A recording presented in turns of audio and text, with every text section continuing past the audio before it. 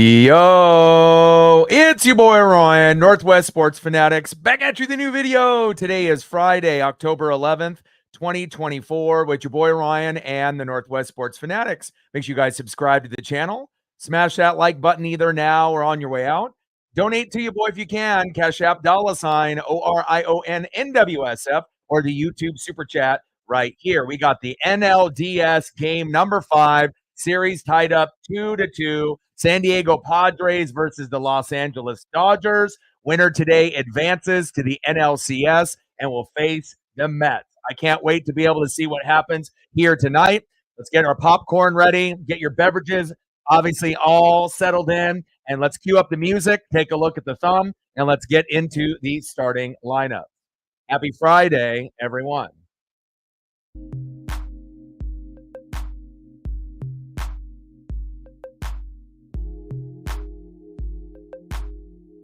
And on the thumb on the left, we have Fernando Tatis Jr. And on the right, it is showtime, Shohei Ohtani. Now let's start it off with the starting lineups for the home Los Angeles Dodgers. Leading off for the Dodgers at DH, Shohei Ohtani. Batting second, playing right field, Mookie Betts.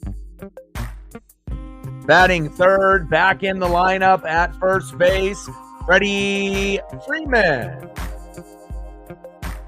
Batting cleanup, batting fourth, left fielder, Teoscar Hernandez.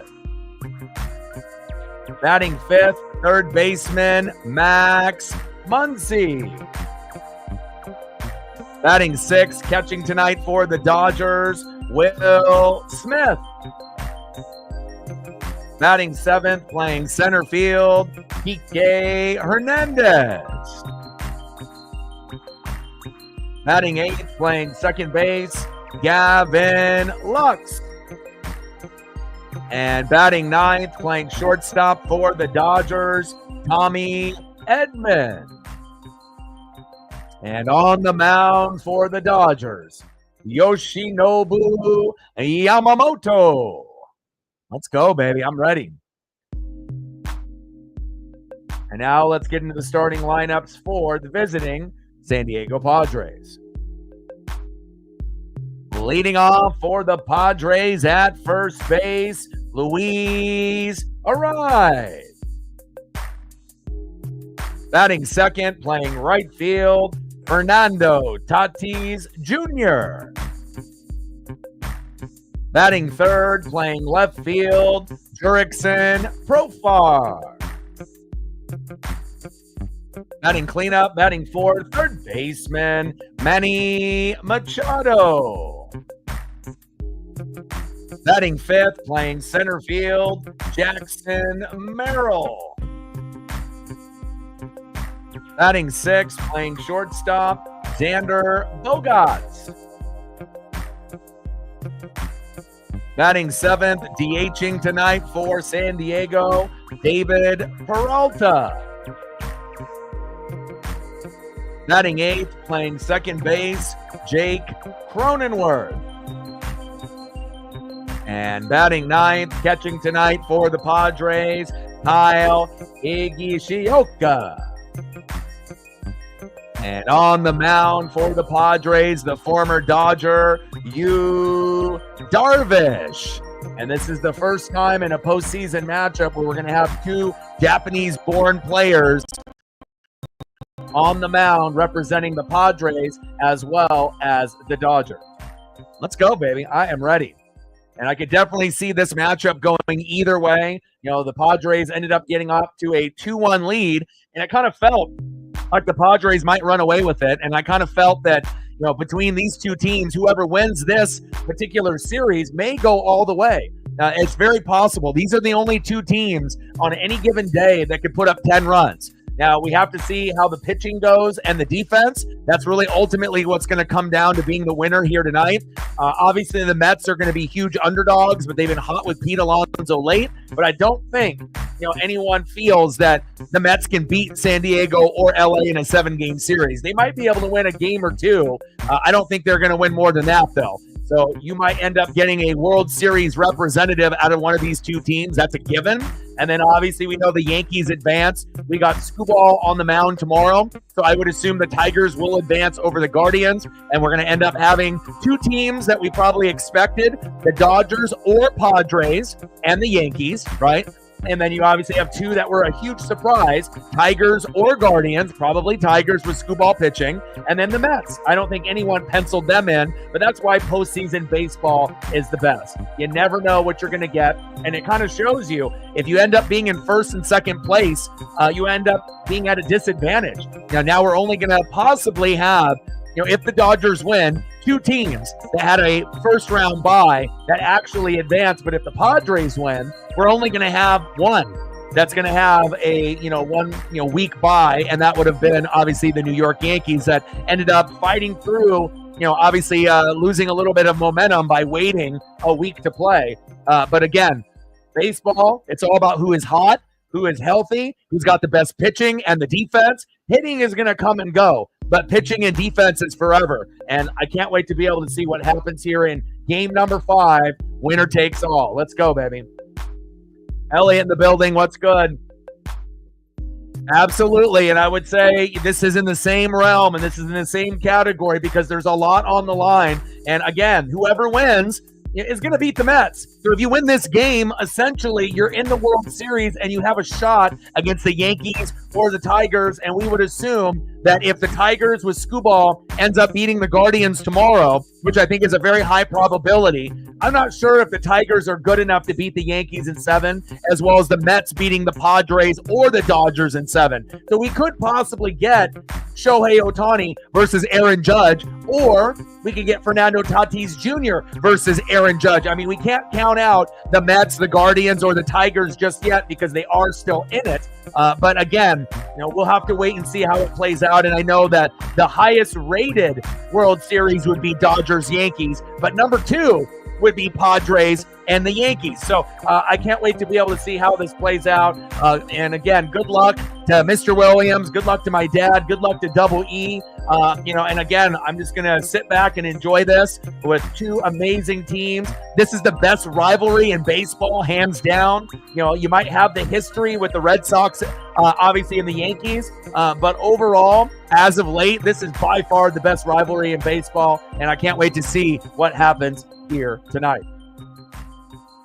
Sarah in the building, what's good? Let's get to 100 in donos, and we're going to be shooting for 20 likes within the first hour, 30 to 50 overall, and 100 in the donos on every single stream. The last time we ended up doing the Dodgers and Padres, we ended up hitting over 2,400 people in the stream. So I don't know if we're going to end up hitting that number here tonight, but I know that we do have a good Japanese following, a good international following, and there'll be a few streamers doing the game, but I'm definitely looking forward to seeing what we get here tonight. And obviously nobody calls a game better than the NWSF, baby. Let's go. What's good, brother? How are you? Awesome, man. How is work? How is everything going? Are you able to hang out and stay for a little bit, stay for the whole stream, or are you working today and you're busy? Yeah, it definitely has been. Daniel in the building. What's good? Absolutely. You know it, baby.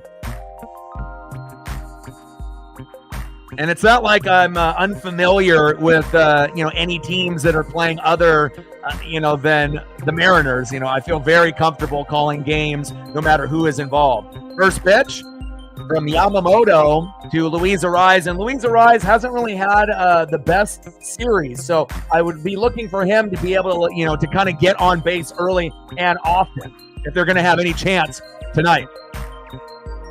Yamamoto right down the middle for a strike, 1-1 count. 1 ball and 1 strike to Luis Arraez. And on the mound for the Dodgers, Yoshinobu Yamamoto. 1-1 pitch. And again, you paid a lot of money for Shohei Ohtani, and obviously, Yoshinobu Yamamoto. So again, you want to make sure that your Asian sensations are coming obviously today and giving everything that they got, obviously, to try to advance with their rival, the San Diego Padres. That one fouled off by Arise. 1 ball and 2 strikes. You're off today. Awesome. Glad that you're here for at least a couple innings. Chopper. Little flip. There we go. 1 away.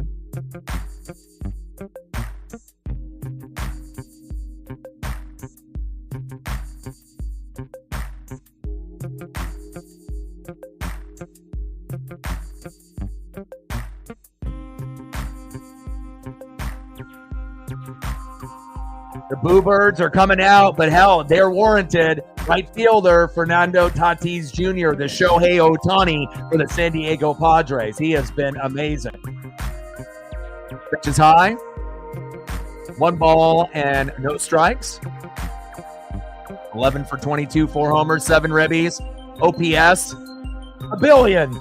He's been awesome.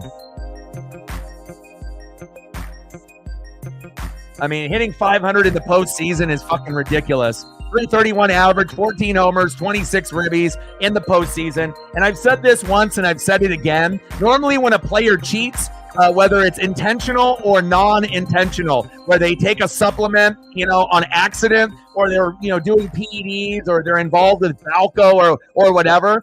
I think Tatis is the only player that has willingly cheated, or maybe, he didn't mean to do it, but got in trouble for cheating and got suspended. And I still like him. He's really the only one that's ever cheated in baseball that I can still kind of get behind. Big swing and a miss. Yamamoto, see you later. 2 away.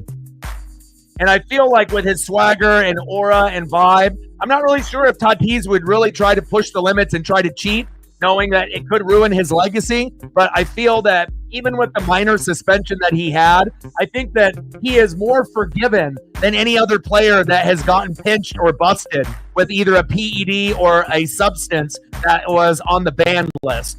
And I'm one of those individuals as well. Like, I don't really have an issue against him. We have to give him the benefit of the doubt. Now, if he gets in trouble again, then it's done. It's over. But I'll give him that free pass that, it might have been something that was done on accident. But a lot of times you never know with these baseball players. Line drive, throw to first, and a very easy top of the first inning for Yamamoto. 1, 2, 3, goodbye.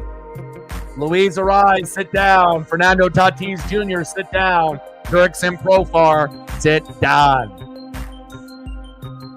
Now on the mound, the former Dodger, Yu Darvish.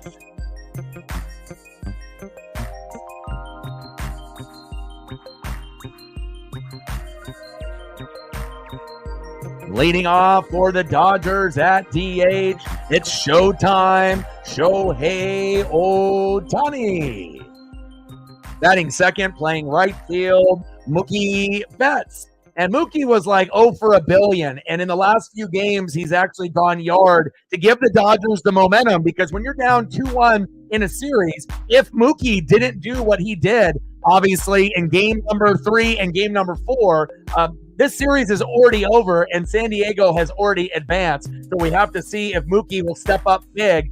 3 games in a row with a homer, we'll find out. And welcome back in the lineup at first base. If you have any chance to be able to get it done, they won without him, obviously in game 4, but I'm happy to have him back. First baseman, Freddie Freeman. Could be a big X factor here tonight as well. Let's go, baby. Like, sub, donate, comment, share. If you haven't smashed that like button yet, please do. Help us get to 20 in the first hour, 30 to 50 overall, and obviously 100 in the donos on every single stream. Let's go.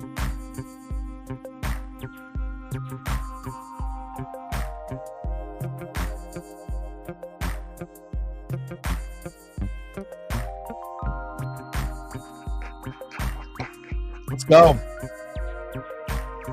I mean, and this isn't even just for the fans in, the Pacific Northwest or on the West Coast. I feel like East Coast, fans enjoy this rivalry as well. I mean, it does give them a little bit Red Sox Yankee vibes. Obviously that might be the most historical rivalry, But that rivalry isn't really the same anymore since Boston isn't on the same level as New York. From time to time, they'll have a contending team, but it's not like the Padres and the Dodgers lately, where it's like whoever wins has a very good chance to make it to the World Series and possibly win it all. All right, Yu Darvish on the mound. And leading off for the Dodgers, you already know who it is. Showtime, Shohei Ohtani. What kind of electricity is he going to bring to the lineup today? We're going to find out here real quick.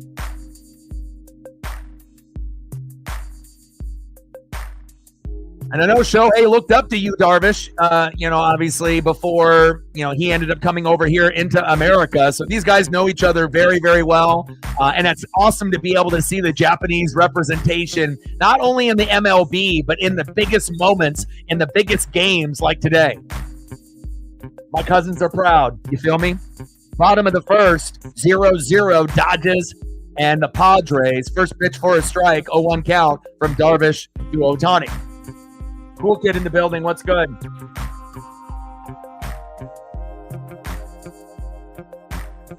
Pitch in the zone for a strike. Wow, they called that a ball? No way.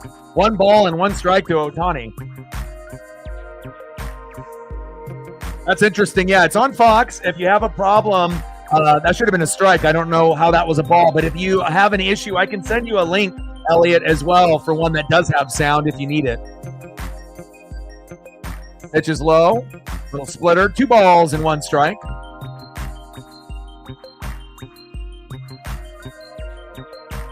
Should be 1 ball and 2 strikes right now. I don't know how the hell that other pitch was called a strike when it clearly was, or a ball and it was, called strike, but I guess that's how it goes.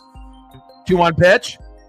Big swing and a miss. 2 balls and 2 strikes. That would have been strike number 3 to Shohei if, the ump would have called this correctly.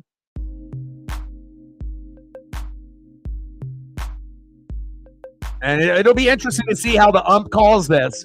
If it's a little bit more favoritism for the Dodgers being at home, or, if they're going to call it 50-50 right down the middle.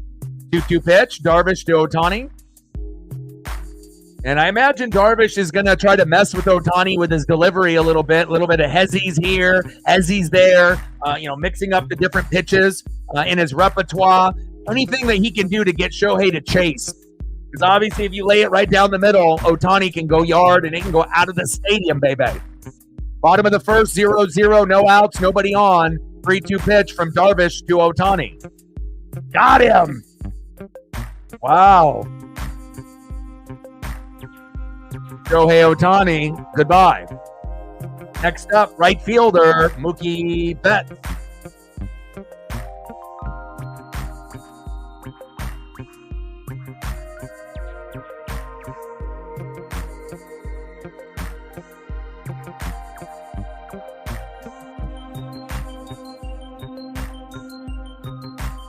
First pitch to Mookie Betts. Curveball, 74 miles an hour in there for a strike.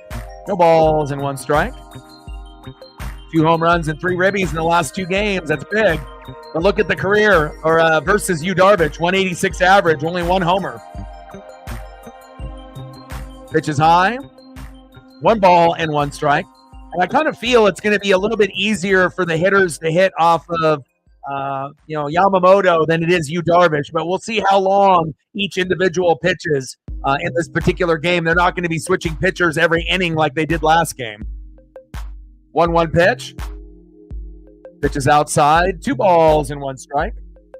And obviously the Dodger fans are very familiar with Yu Darvish because it used to be an individual that was on that team.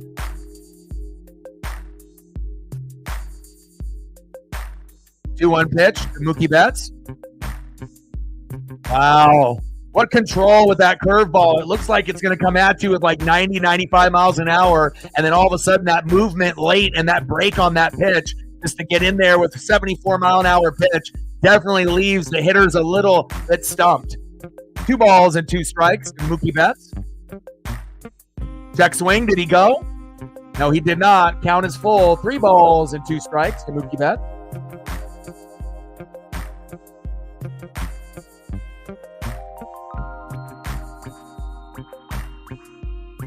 Megan in the building. How are you?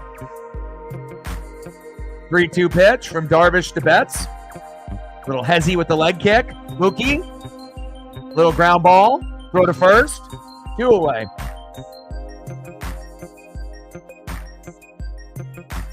Next up for the Dodgers, first baseman. Welcome back, Freddie Freeman.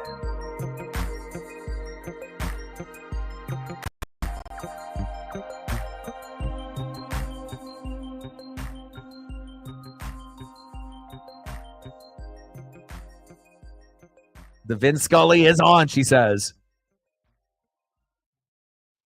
First pitch to Freeman. Crushes it. There you go.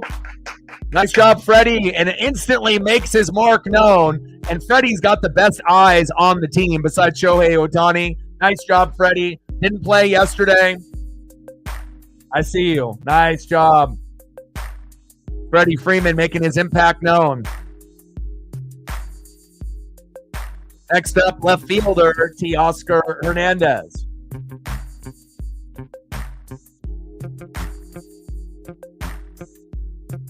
Yeah, well, Freddie's injured. So, if we're being honest, he shouldn't even be playing today.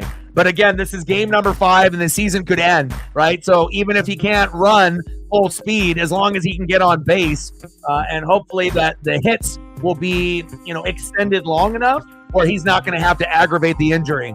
But there might be a chance that he gets thrown out at second, depending on where the location is of the ground ball. It doesn't seem like he's got a whole lot with the legs today. But as far as hitting the baseball, he's on point. First pitch to Teoscar Hernandez in there for a strike. Bottom of the first, runner at first with 2 outs. 0-0 game, Padres and Dodgers. 0-1 pitch from Yu Darvish to Teoscar Hernandez. Wish we still had him on the Mariners, but he looks good in Dodger blue. Popped up, and that is out number 3. They leave one stranded with Freddie Freeman. No damage is done. End of the first, and we're knotted up at 0.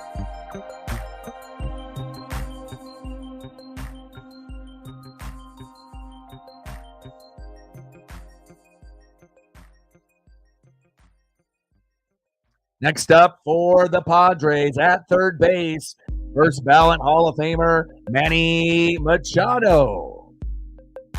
Batting second, center fielder, Jackson Merrill. And batting third, the former Red Sox shortstop, Xander Bogaerts.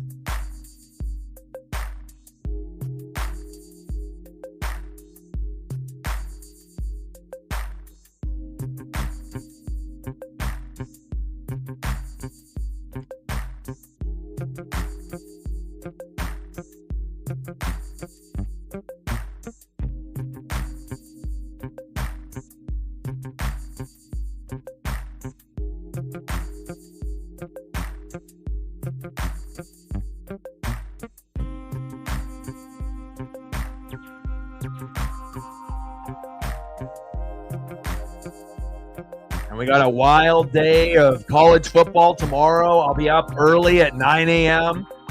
Can't wait to be able to see what we got going down. We got Texas and Oklahoma at 12:30, the Red River rivalry shootout. That's going to be amazing. We got Penn State and USC. I think that will be a pretty good one as well, right? And we got the big one, number 2 Ohio State Buckeyes versus number 3 Oregon Ducks. It's the first time that we've had a top 3 matchup in Autzen ever in the team's history. So if Oregon wins, they're the number 1 team in the country. It may only be for a week or 2, but we'll take it. Not any individuals are giving us a chance, but they didn't give us a chance a couple years ago when we had to go to the shoe at Ohio State. We had no Kayvon Thibodeau, our best player, and we won. So we know we can win.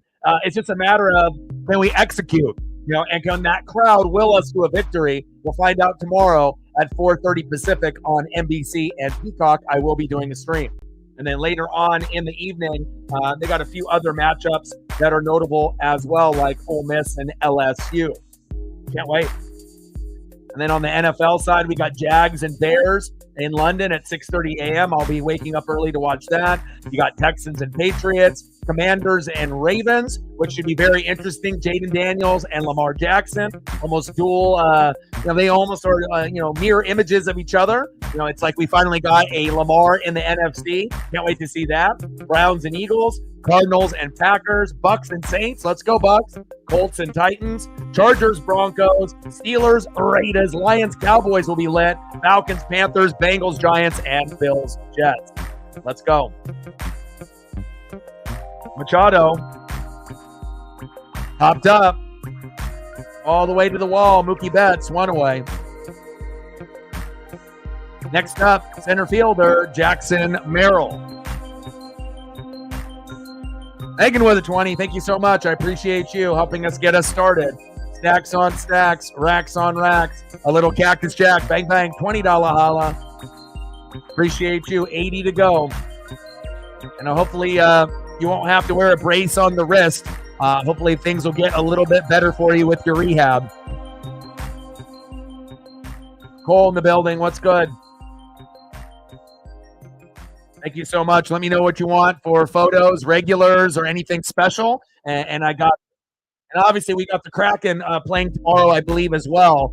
So we didn't get off to a good start at home. It was the first time that we played at home on opening day there at Climate Pledge, and we scored 2 goals right out of the gates. But then Grew gave up 3 in a matter of like 5 minutes, and then we ended up losing 3-2 to the Blues. But I think that we can end up beating the Wild on Saturday, and we can end up getting to that 1-1 record. Throw to first. Jackson Merrill with the slow dribbler. Nice throw from Gavin Lux to Freddie Freeman, 2 away. Next up, the former Red Sox shortstop, Xander Bogaerts. I like this camera angle through like the ump. It's very cool. I love when they add extra, to the broadcast. And anytime they have like an ump cam or a player cam, very cool to be able to see that perspective, especially when they homer. Yamamoto, first pitch with the 4-seam fastball outside. 1-0 count, 1 ball and no strikes. I hope so. I hope you don't need surgery. I don't think so, unless you sent one, Mr. Williams. Mr. Williams, he said yes, I did. Appreciate you. $20 holla from Mr. Williams. Thank you so much. Every dollar counts, man. It'll help to pay for bills and take care of Paisley, so thank you.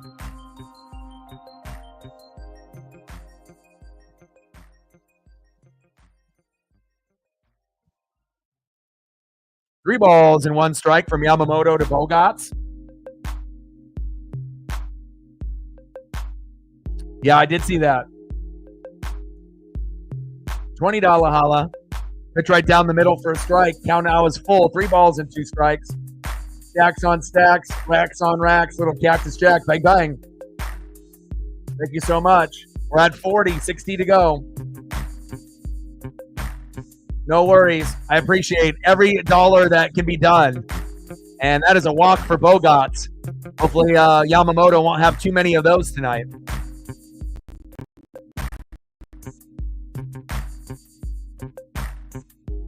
And then the 2 of you let me know what you want to do for photos. And I got you in between the commercial breaks.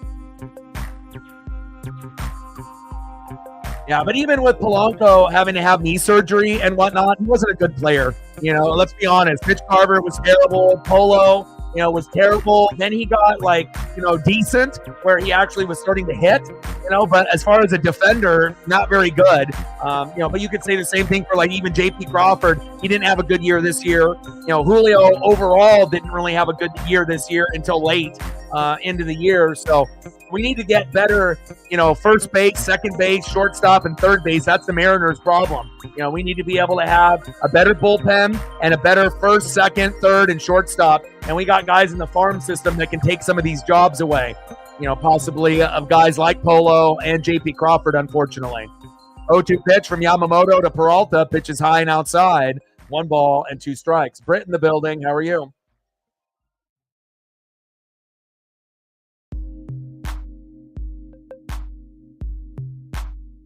No, I don't blame you. You know, like I said, and even a few weeks ago, I said don't be surprised if the Hawks end up dropping some games with those injuries, especially when defense isn't really the Seahawks' forte, and then go to first, and Yamamoto gets out of the inning. But when you have key pieces out, you can't expect to keep winning games that you won in the first three to go 3-0. So it's kind of a roller coaster, right? You get really excited when they go 3-0. You're at the top of the division. It's lonely at the top. And then all of a sudden the world starts to kind of crumble in front of you because the guys that got you to 3-0 ended up getting hurt. And again, when you're not full strength, you're going to end up losing games, especially if it ends up being on the defensive side of the ball. Offensively, you might be able to miss a couple guys and still, be all right and kind of tread water. But defensively, it's almost impossible to be able to keep up with some of these teams in the NFL if you can't stop the run or you have a hard time stopping the pass. So I can't wait for Reek Woolen to be back, as well as the defensive linemen like Byron to be back, as well as the linebacking core being healthy. And once we get that, then the Hawks will start winning games again. So hopefully sooner than later. Okay, I got you.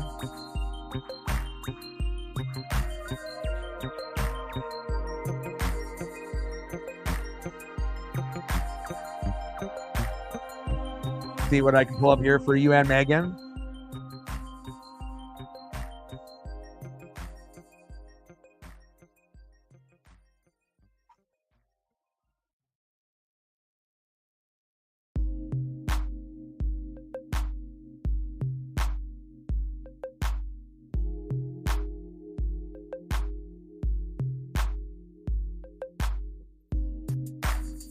I got stuff loading here for Megan right now as well while we're pulling these up for you.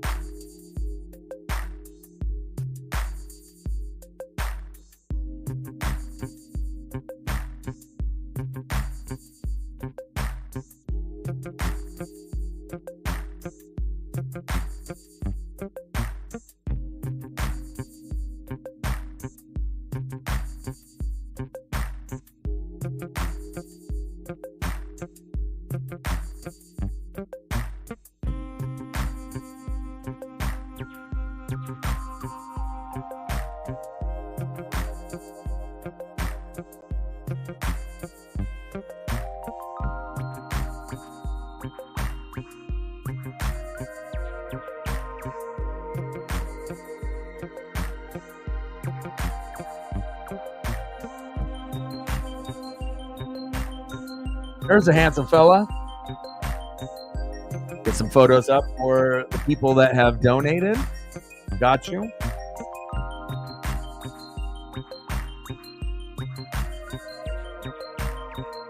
I'll try to squeeze in a few more here once we get to the next commercial break. Let's see if I can get one more F1 photo in here for Megan.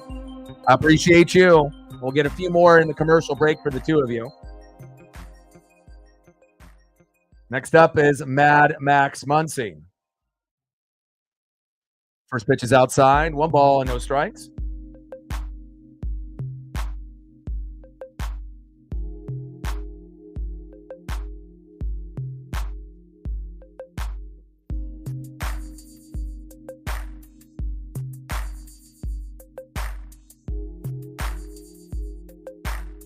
Pitch in there in the zone for a strike. 1 ball and 1 strike to Mad Max Muncy.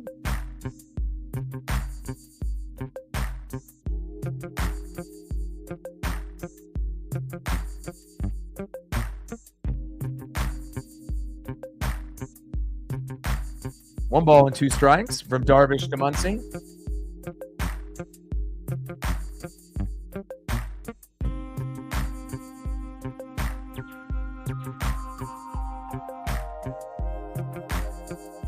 Pitch is high and outside. 2 balls and 2 strikes on that 4-seam fastball. Bottom of the second, nobody on, nobody out. 2-2 count from Darvish to Muncy. Like, sub, donate, comment, share. If you haven't smashed that like button yet, please do. Help us get to 20 within the first hour, 30 to 50 overall. And we're going to be shooting for 100 in the donos on every stream. We're at 40, 60 to go. Let's go, baby.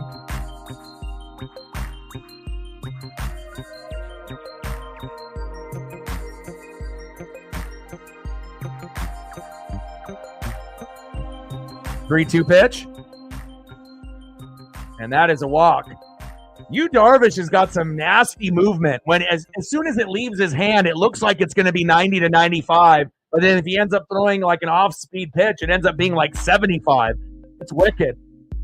But he's got to be able to hit the strike zone there. Next up, catcher Will Smith.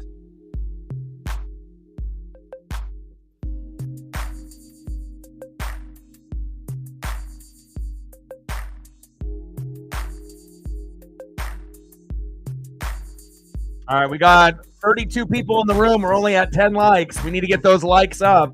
And again, if you're in the room watching, help your boy out. We need 8 more to get to at least 20. And we're 35 minutes in. We're at 12 right now. Let's go, baby. Takes 1 second to show some love and support.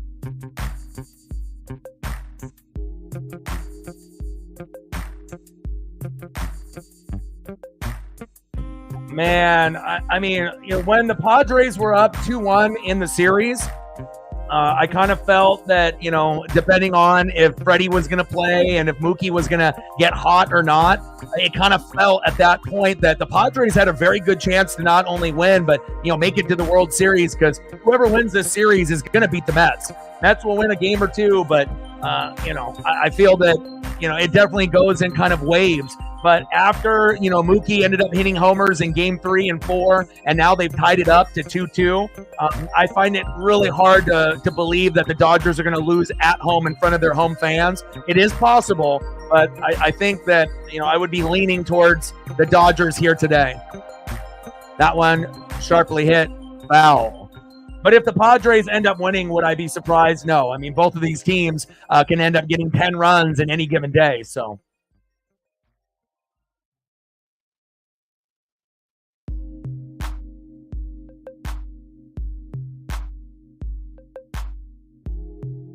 So we might end up getting a Aaron Judge, Shohei Ohtani World Series. We might get a Aaron Judge, Fernando Tatis Jr. World Series. But again, we still got the Tigers and Guardians tomorrow. Skubal on the mound, best pitcher in baseball. So I would assume that they will beat the Guardians in Game 5 and advance against the Yankees. And if Skubal pitches, 3 times and it goes to Game 7, the Tigers are going to have a shot. But can they get it to Game 7? That's the real question. They may or may not be able to, against the Yankees. And then obviously with the Mets, Pete Alonso, Will Smith, line drive, double play, throw to first, got him. Wow. But again, with the Dodgers and Padres, either one winning going against the Mets, they got Francisco Lindor, who's been amazing this season, just like Bobby Witt Jr. was. Those guys would have won MVP if 2 guys didn't exist, named Shohei Ohtani and Aaron Judge. And Pete Alonso is in his bag right now and looks amazing. I don't know if anyone anticipated that after the All-Star break, that he would be so good, with his name being circulated in the trade market, just like another guy, obviously Vladimir Guerrero Jr. Those guys definitely got hot, but Pete Alonso, maybe the biggest surprise. Back, Kike, my hero, bang! Let's go! 1-0 Dodgers. And that's what happens when you end up watching a guy, when you go to a Mariner game and you get your first foul ball, and it's from this guy right here, Kike Hernandez. He may not be the best player. He may be a role player. He's a utility player. He can play any position, and this is a guy that on any given day, his batting average will be closer to 200 rather than 300, but he always steps up in the biggest moments. I love the goggles. What a homer. Kike Hernandez, I'm staring at the foul ball that I got from you. Let's go Dodgers. 1-0 LA. Oh my. I mean, again, and sometimes these role players will end up being the unsung hero, and Kike Hernandez gets him on the board in the second inning. Wow. Next up, second baseman Gavin Lux. Let's go. Wow.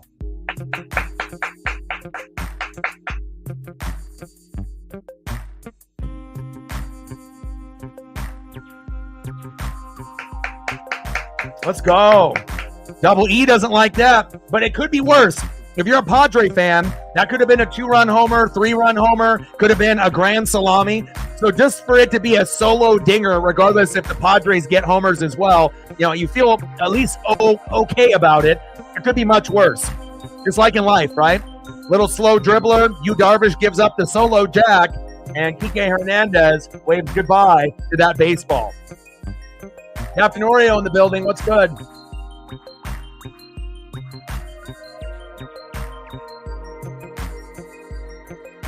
Stacks on stacks, racks on racks, a little Cactus Jack, bang, bang, $10 holla. Appreciate you.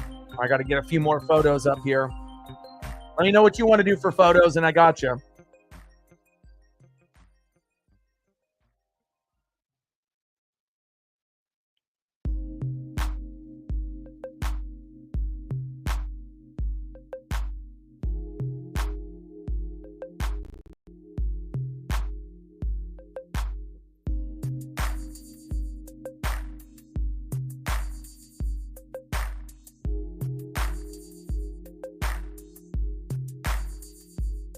And anything you want to be able to see besides Gavin Lux, Mr. Williams, let me know. I got you.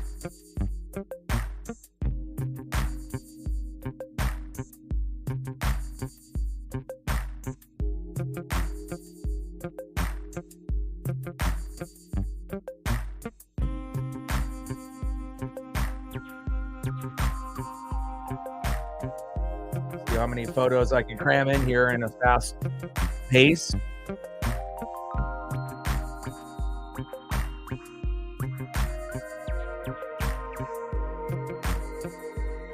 Appreciate you for all the people that are supporting, watching, and donating. We're at 50 now, 50 to go.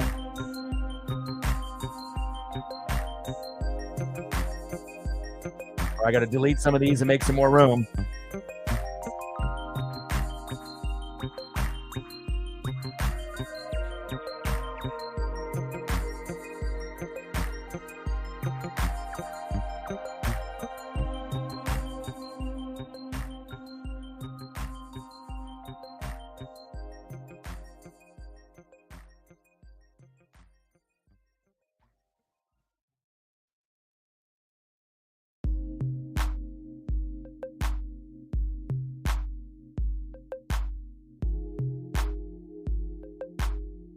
Yeah, I'll throw some VIN up. I'm actually loading some right now. Some Cal Raleigh photos. Good choice.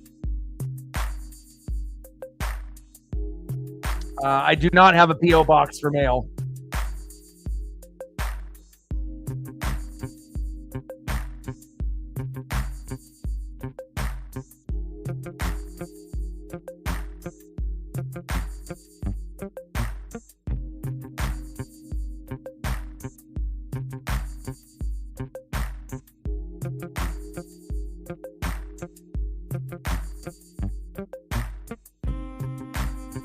Top of the third, 1-0 Dodgers. You get one VIN up here. There we go. There's the GOAT. There's the legend. Amazing voice. And again, you know, when you get those grandpas on the mic, man, they are amazing. Now, Harry Carey, Dave Niehaus, Vin Scully, just to name a few.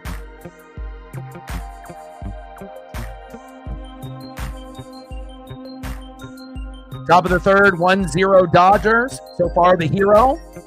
Kike Hernandez, back. Cronenworth, slide out to center, one away.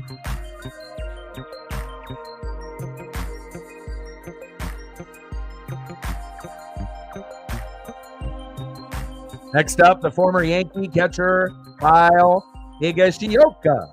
All right, Higgy, let's see if you can be that X factor for the Padres.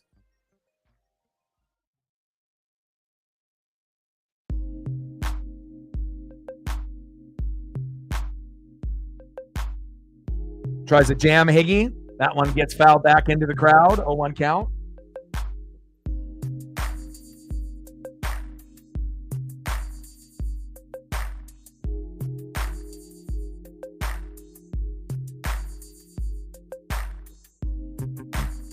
That one fouled off. Behind in the count now for Higgy. No balls and 2 strikes.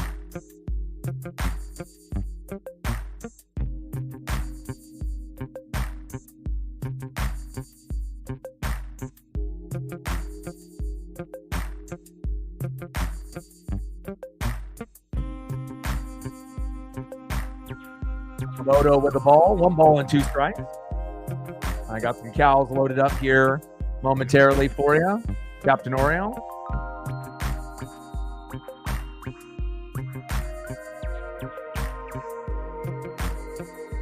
Oh, there we go. Higgy. You know, sometimes you can kind of feel like who's going to end up being maybe an unsung hero. And Higgy, obviously, is one of those guys that the Yankees gave up on, probably shouldn't have. And he's definitely showing that he's more than just a backup catcher. He can be a starting catcher in this Major League Baseball here in 2024. Next up, first baseman Luis Arraez, the modern-day Ichiro Suzuki.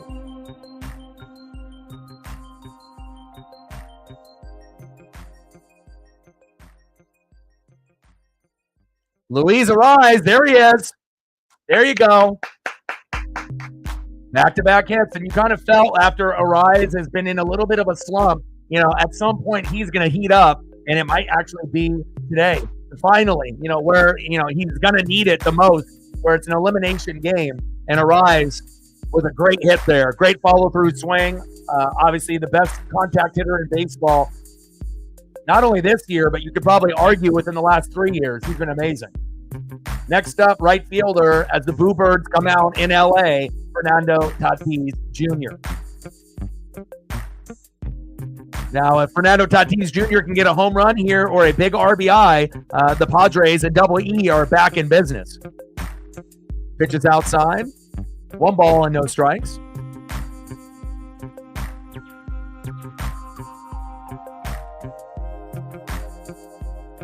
Yeah, the Ohtani graphics are a little crazy. Like, they'll even put up the graphic when he's like, oh, 3 batters away, 2 batters away, 1 batter away. Like, I don't think I've ever seen that where they're so hyped up about a player that they have to, you know, put up a graphic. Like, if you have to go get a snack, that you know where Ohtani is going to be in the lineup so you don't miss it. And obviously, Ohtani and Judge are the 2 most famous, you know, and the most dominant players in baseball right now. But for Shohei to get that kind of graphic, I mean, he has had an amazing year, but it is a little excessive. Pitch is low and outside. 2 balls and 1 strike. We're at 50 to go.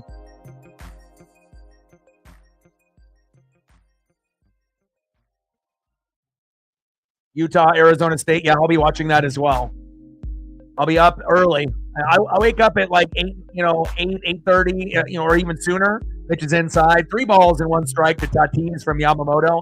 But, you know, even those London games, even if it ends up being kind of a shitty matchup, I'm up. I'm watching it. I'm a fanatic. You know, I can't get enough. And as long as, you know, Paisley is willing to get up, you know, and we go for our morning walk, you know, I definitely want to make sure I'm getting those matchups in. I want to make sure I'm soaking it all in. Chopper towards third base, double play, throw to second, throw to first, got him. Great defense by the Dodgers, and I told you at the beginning of the broadcast, pitching and defense is going to win this game. Let's go to the bottom of the third, 1-0 LA.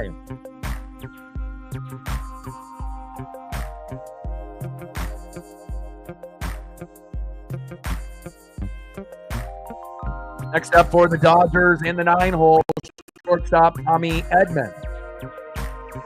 Back at the top of the order, DHing Shohei Ohtani. And batting third, 0 for 1, right fielder Mookie Betts.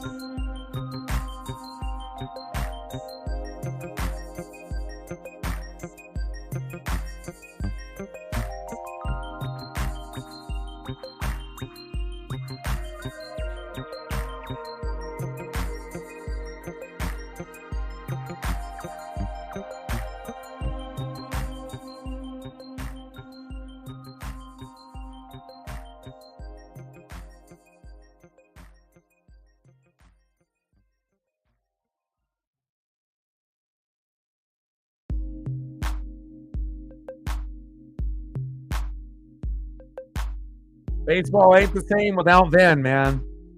Same thing with Niehaus and Harry Carey. You know, these guys are icons, they're legends, and their voice will live on forever. As long as we have recording devices and we have social media, you know, these guys are going to be eternal. Let's see if we can get some Cal Raleigh representation here for Captain Oreo and myself. Big Dumper, the best nickname in baseball. Cal Raleigh better be a Mariner for life. You cannot let a player like this leave.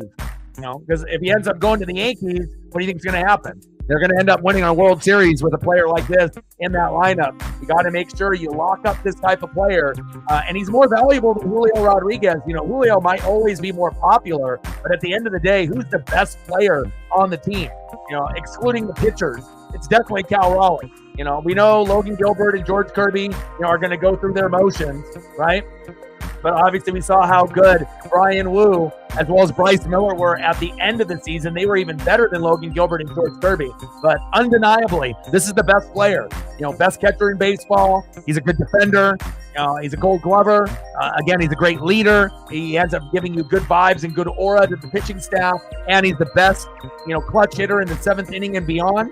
And he ends up having the most home runs, right, out of any catcher in baseball in the first 4 seasons, right there with Mike Piazza. But again, this guy doesn't get enough credit, but hopefully when we go to the postseason a few times, more people will give him the love and the respect. So that way he can at least be a reserve in the All-Star game. If you don't want him to start and it's Adley Rutschman instead, fine. And they ended up having Salvador Perez this year because he had a 300 batting average. But if we're talking about defense and home runs, Cal is better than Adley Rutschman and Salvador Perez in that category. The only thing that those two guys are better than Cal is batting average. And if that's the only thing that we're grading a player on, it's a little ridiculous. So, it has to be more than just, can the guy hit for 300? And of course, I would love for Cal not to be batting 200 and 220. But there's no other catcher that's going to be hitting 30, 40, 50 home runs besides Cal Raleigh. Facts. Next up in the box, Tommy Edman, the former Cardinal. Bottom of the third, 1-0 Dodgers. If you're just tuning in, we had a Kike Hernandez solo jack to give him the 1-0 lead. Little dribbler. One away. Nothing there for Tommy Edman. Next up, DHing at the 1 hole, Shohei Ohtani.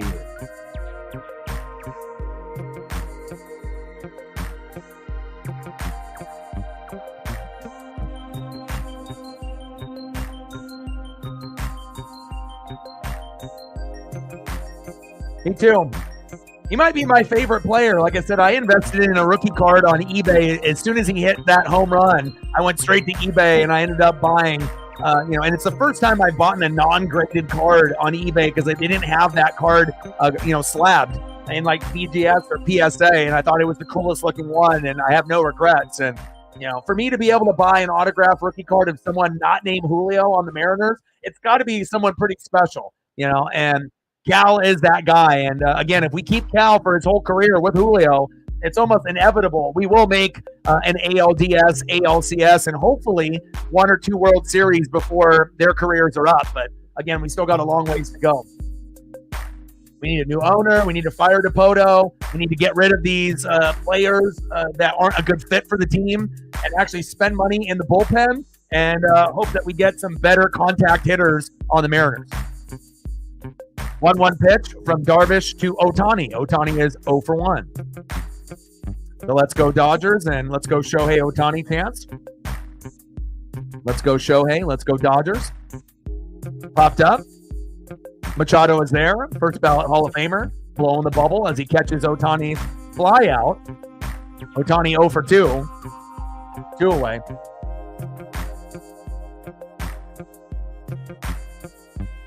Next up, right fielder, Mookie Betts. And if Mookie didn't get off his slump in Game 3 and Game number 4, the Padres probably would have advanced already.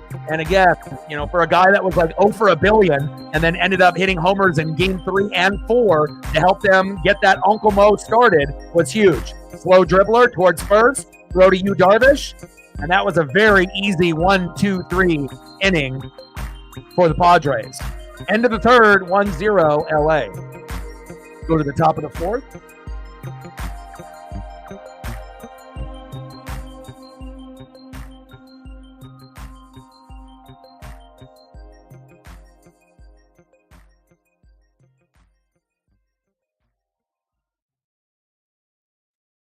Next up for the Padres here in the top of the fourth. We're halfway through. Throw it far, hit it far, Jurickson Profar, the best story in baseball in 2024. A player that was average and ended up getting traded to the Rockies, came back to the Padres, ended up turning himself into an all-star and one of the best players in MLB this year. Great story, Jurickson Profar. 0 for 1. Let's see if he can go 1 for 2. Batting second in the 4-hole, third baseman Manny Machado. 0 for 1, trying to go 1 for 2.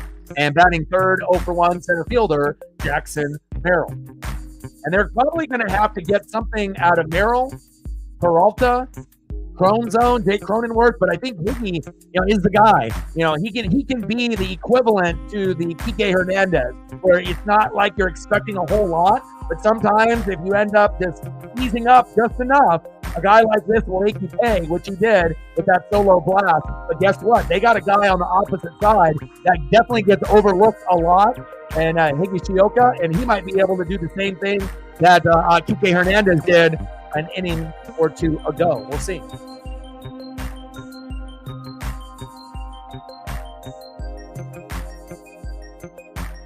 Yeah, I think it goes both ways. I mean, it's like Red Sox fan and Yankee fans. They don't like each other. Hawks and Niners, they don't like each other. Padres and Dodgers, they don't like each other. I mean, it's how it goes. Saints and Bucks, we don't like each other. But again, I might be the only Tampa Bay Buccaneer fan that Saints fans actually fuck with, out of anybody in the NFC South. So, but again, I'm not biased. I keep it real. And I think that's a part of the respect. You might have some crazy lunatics that represent the Saints. They have some smart fans and they have some loony fans. But at the end of the day, when you can give credit where credit is due, that earns respect. And I'm actually proud of the fact that one of the biggest fan bases on the channel isn't the Tampa Bay Buccaneers, but it's the rival, the New Orleans Saints.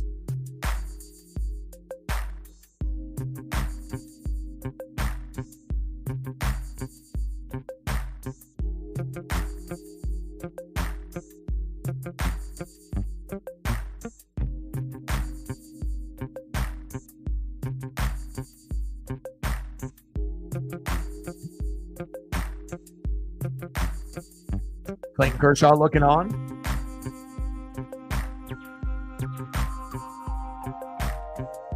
Pitch is low.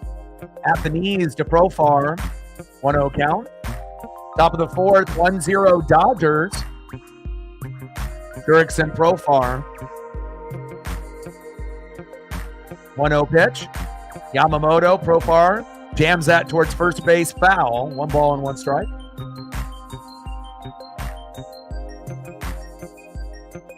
Like, sub, donate, comment, share. If you haven't smashed that like button yet, please do. Help us get to 20 within the first hour. We got 2 minutes to go to hit that number. And then we want to get 30 to 50 overall, and obviously 100 on the donos on every stream. And we're halfway there. We're at 50 to go. And where are we at right now? We're at 13. So we're a little bit behind the 8 ball. We need 7 more to get to 20. So if you are in the room and haven't done it yet, please do. Help us get to 20. We need 7 more.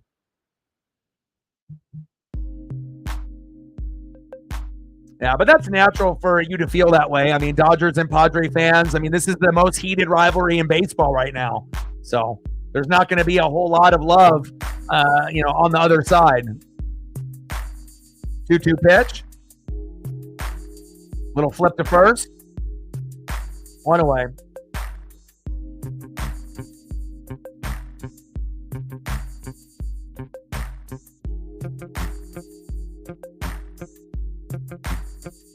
Next up, third baseman Manny Machado.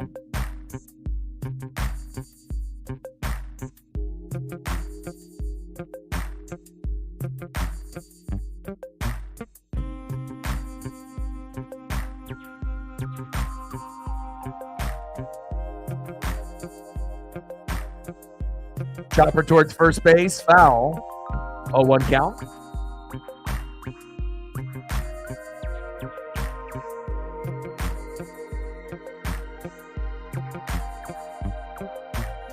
Machado flied out to right. 2 away.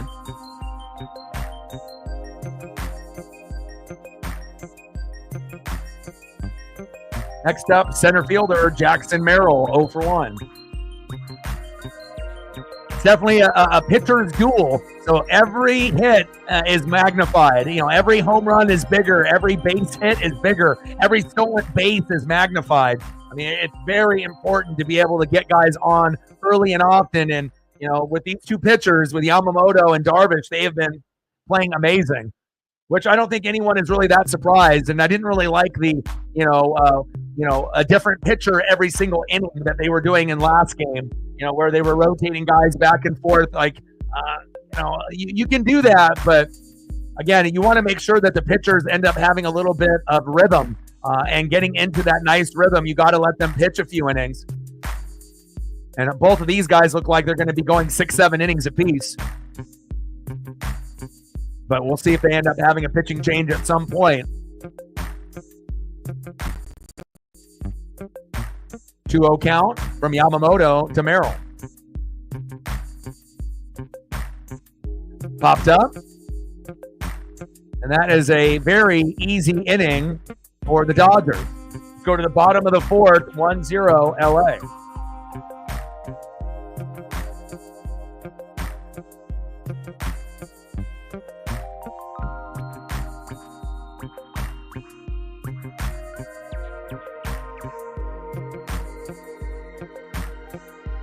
Next up for the Dodgers, first baseman, 1-for-1, Freddie Freeman. Batting second, 0-for-1, the former Blue Jay and Mariner, looking good in Dodger blue. Wish you were still in Seattle with Eugenio Suarez, good vibes only. Left fielder, Teoscar Hernandez. But I am happy Teoscar gets to experience the playoffs. Hopefully the Mariners will be able to do the same. And batting third, 0-for-0 with the base on ball, third baseman, Max Muncy.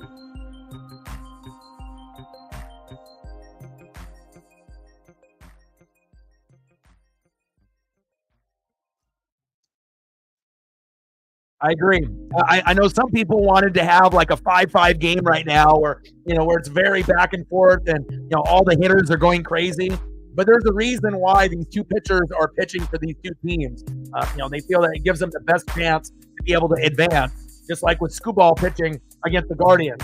And if the Guardians end up having a magical day and they can rough up Skubal, then they're going to advance against the Yankees. But I don't know if I could go against Skubal. He's been the best pitcher all year, with Sale and Skeens. So regardless if the game is at home or on the road, if Skubal is on the mound, he's going to win like 99% of the time. Now, there is that 1% chance where maybe he has a bad game, but I haven't seen him pitch a bad game in a long fucking time. So maybe the bullpen will get roughed up after Skubal goes out, but I'll definitely be watching a little bit of that matchup tomorrow. But I'm ready for Oregon and Ohio State. That is going to be off the charts, and I'll be doing a live stream for that tomorrow as well. We're at 50 to go.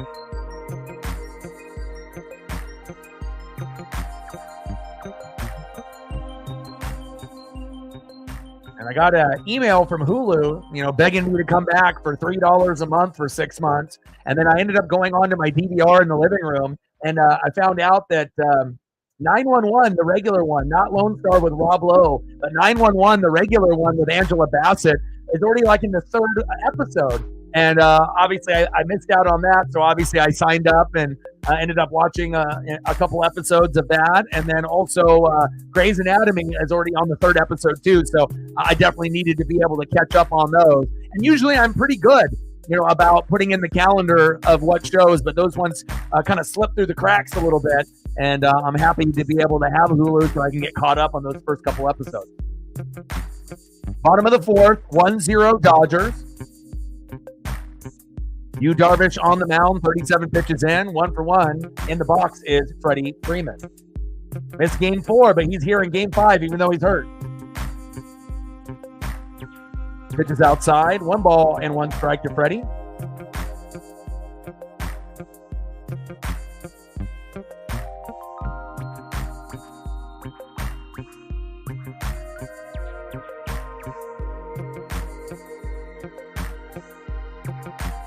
Big swing and a miss. 1 ball and 2 strikes from Darvish to Freeman. And if the Padres, for whatever reason, lose today, they will end up making it to a World Series in the next 5 years. You can feel it. Like, they're getting so close, and they've done a lot of record-breaking statistics this year. And again, it feels like whoever wins this particular series is going to get past the Mets, and they will legitimately have a shot to win it all. Even if it ended up being Padres-Yankees, I know a lot of people would be thinking that the Padres could do it. And again, it's not a regular, Padres year. I don't feel that they're overrated. I feel that they are on the same level with the Dodgers this year. And at some point in the season, they were even better than the Dodgers in certain categories. So it's just a matter of, can you come up big on the road in the clutch in Game 5 and get past the Dodgers? And then obviously, the Mets are there. And then obviously you got Yankees are waiting for Tigers and the Guardians. But it's pretty clear, who the best teams are that are left.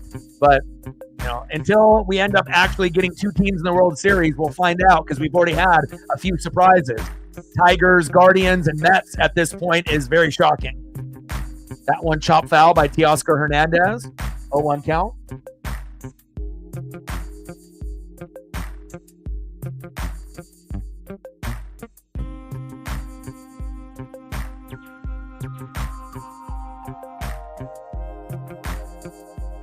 One pitch. Pitch is outside. 1 ball and 1 strike.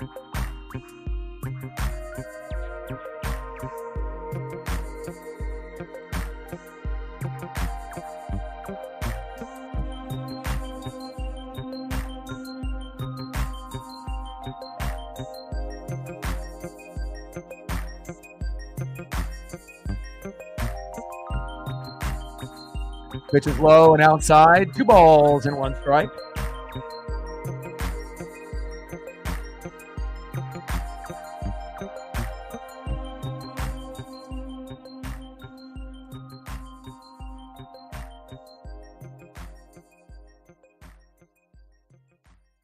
Two-one pitch. Pitch is inside. 3 balls and 1 strike.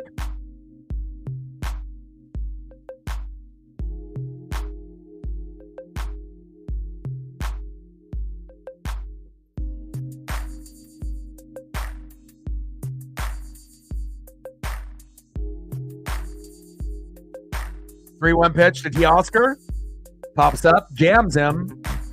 Nice souvenir for a fan. 3 balls and 2 strikes. Count is full to Teoscar.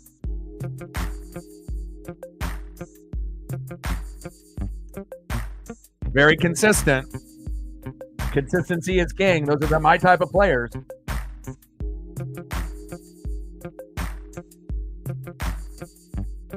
Smash that like button. Let's get to at least 20. Let's go Dodgers chance. Go throughout Dodger Stadium here. And Teoscar strikes out swinging. Nice pitch. Baited him right there. Yu Darvish is a master at that. 2 away.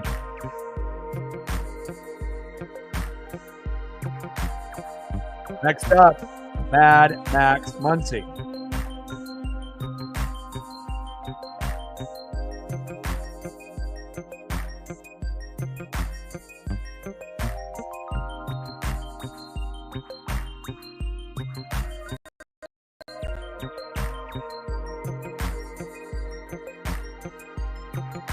Five more likes to 20. Let's get there. Little blooper. And that's the end of the 4th inning. Let's go to the top of the 5th. 1-0 Dodgers.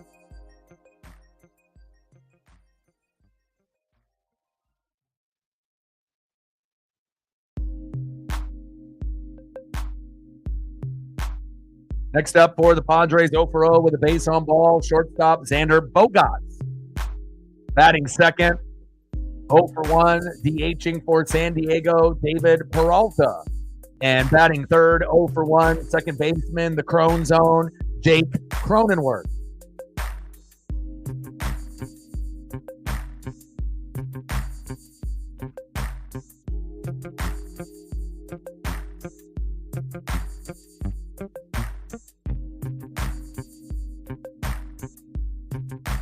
We gained a sub, which is good. We're only 8 away from 20,600. Let's go. 8 away.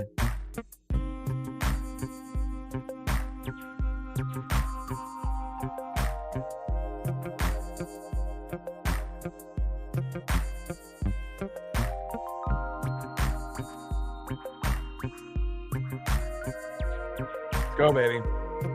And we're already over 1,200 views already, so we're on pace for what we did on that last stream as well. See where we're at right now. We're at 1,253. And we had over 2,400 on that last matchup. Let's go, baby.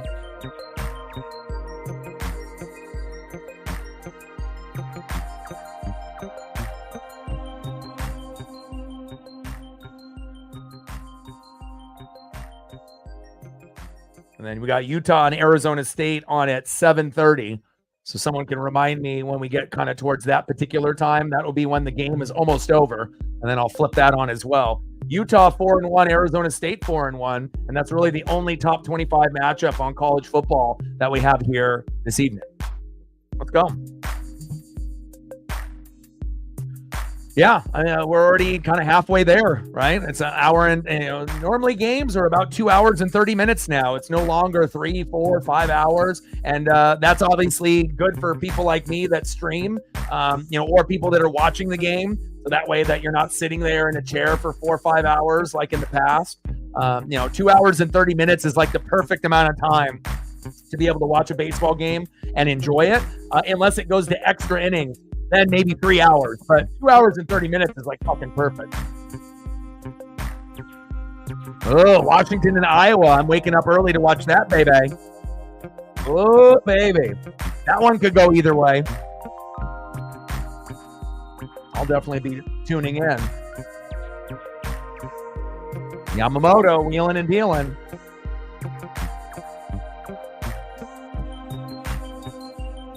Xander Bogaerts in the box.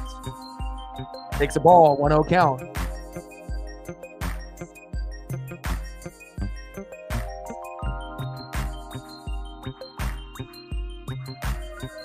Pitches outside. 2 balls and no strikes.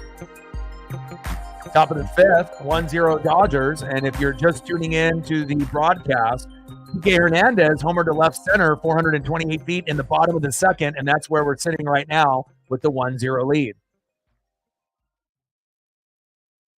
Love me some Kike, man. I always kind of liked him as a utility player, but when you end up getting a souvenir from a player, it definitely makes you root for that player a little bit more.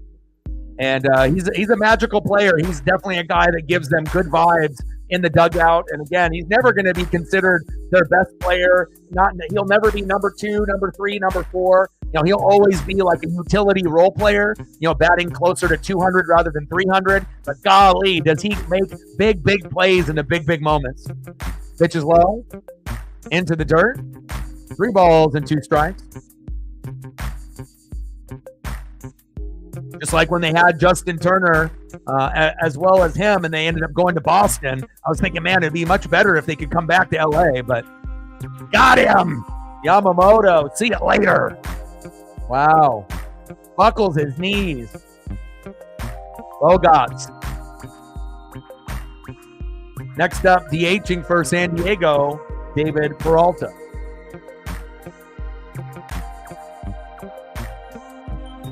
Four more likes to 20. Let's get there, baby. 4 more. Yeah, I'll be up. I mean, like I said, I'm usually up at like 6, 7 in the morning no matter what. And I got to take Paisley for a long walk. And then it gives me time to get kind of settled in. So.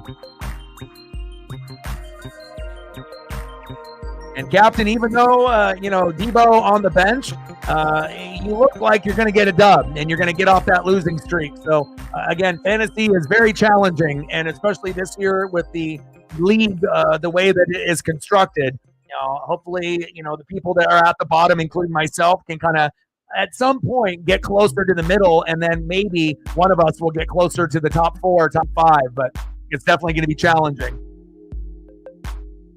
Oscar Hernandez runs out of room.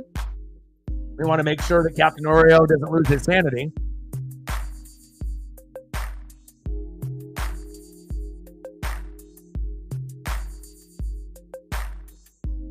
Top of the 5th, 1-0 Dodgers. Nobody on, 1 out. 1-2 pitch. Yamamoto. And Yamamoto is definitely worth the money, just like Shohei Ohtani. And early when Yamamoto started in the season, he got roughed up. And people started to question, did they overpay?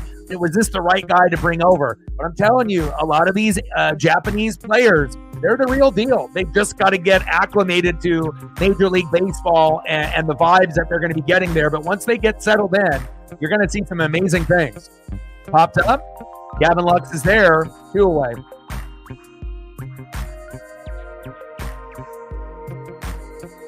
Next up for the Padres, it's the Crone Zone. Jake Cronenworth.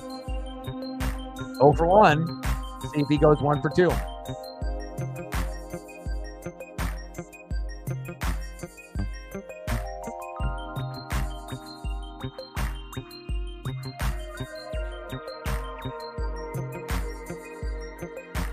First pitch to Crone Zone, pitch is outside, 1-0 count. And if you notice with Yamamoto and Yu Darvish, you're not really getting a whole lot right down the middle, right? And then the one pitch that Yu does right down the middle, what happened? You know, you had Kike Hernandez go yard on that pitch, but they're definitely going to be, you know, trying to blanket the corners, and they're trying to get these hitters to chase. And every once in a while, they're going to have to take a risk and try to blow it past the hitter. You know, but again, do you have enough wrist action to be able to move your hips and your body to be able to pull that baseball for a homer or a big single or double? And we haven't seen a whole lot of hits here today. Pitching has been magnificent. You only have 2 hits apiece. No errors, but the one hit ended up being a homer for Kike. Pitch is high. 2 balls and 1 strike.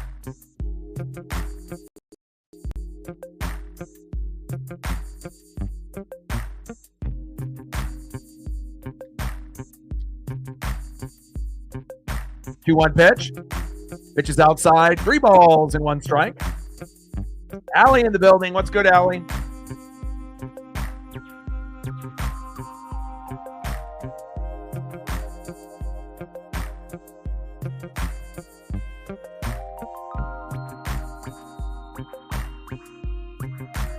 Three-one pitch from Yamamoto. 62 pitches in. Crone Zone. Little flip to Yamamoto. And 3 up and 3 down. Dodgers playing very, very well. And so are the Padres. It's not like the Padres are, you know, giving up 10 hits and they're down by 6 runs right now. I mean, this is really neck and neck. And again, we're going to see what happens after the starters go out. Who will step up in the bullpen to be the hero? All right, Dodgers, your turn. Let's go to the bottom of the 5th inning. We're already halfway through this matchup.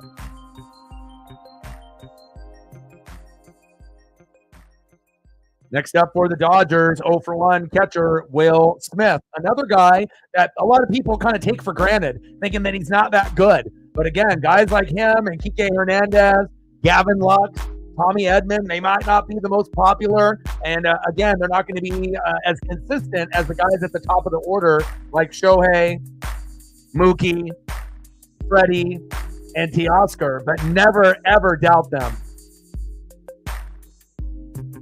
Batting second, 1 for 1 with a run, RBI, center fielder, Kike Hernandez.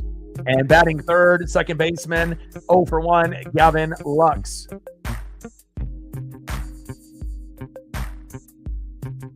I don't think so. I don't think it feels like 5-0. I mean, I know right now there's a lot of stress because it's been, you know, one of these games where it's a pitcher's duel. But, and maybe, you know, in the past, you know, with a pitcher's duel, it would feel like more, you know, but I mean, the Mariners, you know, for a team that can't hit, sometimes 1-0 would feel like 2-0 or 3-0. But remember, you're the Padres. You're one of the best hitting teams in baseball. You just got to wait for these starters to go out, and it's a whole new ball game. So I feel that, you know, you might feel that it's 5-0, but I don't. You know, you're 1 hit away from tying the game up. It's just who's going to be that guy that's going to make that play.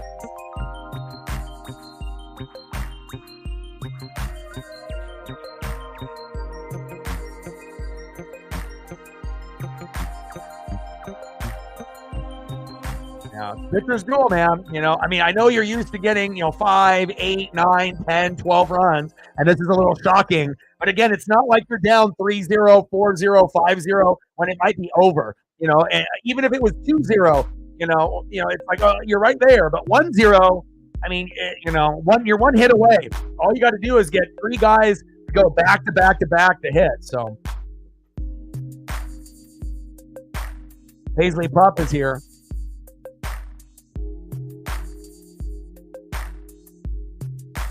Yeah, but you still got enough talent, Oreo, in your lineup. And again, it looks like, based on if your players hit, you should have a good chance to get back into the win column.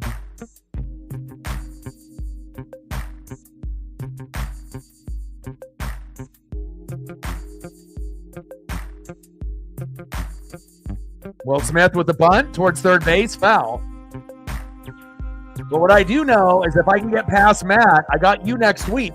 So we'll kind of wait and see on how it all, kind of pans out. But I feel pretty good. Once I get to 500, I feel I can get to like fourth place in a few more weeks. I just got to kind of climb the ladder. Hope some of the other teams around me lose. Reflect might lose to Zini. And then if Shep ends up winning against Double E, we're going to have a few teams there at the very, very top with either 1 or 2 losses. And I'm just trying to be able to, try to make a couple passes like in NASCAR. So Time Bandit in the building. What's good? Appreciate that. This was a Mariner giveaway on the 4th of July. It's probably the best Mariner hat that they've ever done as a giveaway. And it was against the Orioles. So I definitely got lucky with that. I'm always going to be rocking the bandanas and the hats and whatnot. So obviously with the patriotic red, white, and blue, obviously for the 4th of July. So, but it is my favorite Mariner hat. And I've had many Mariner hats over the years, all the way back to the mid 80s. But this one is definitely my favorite. Next up is Kike Hernandez.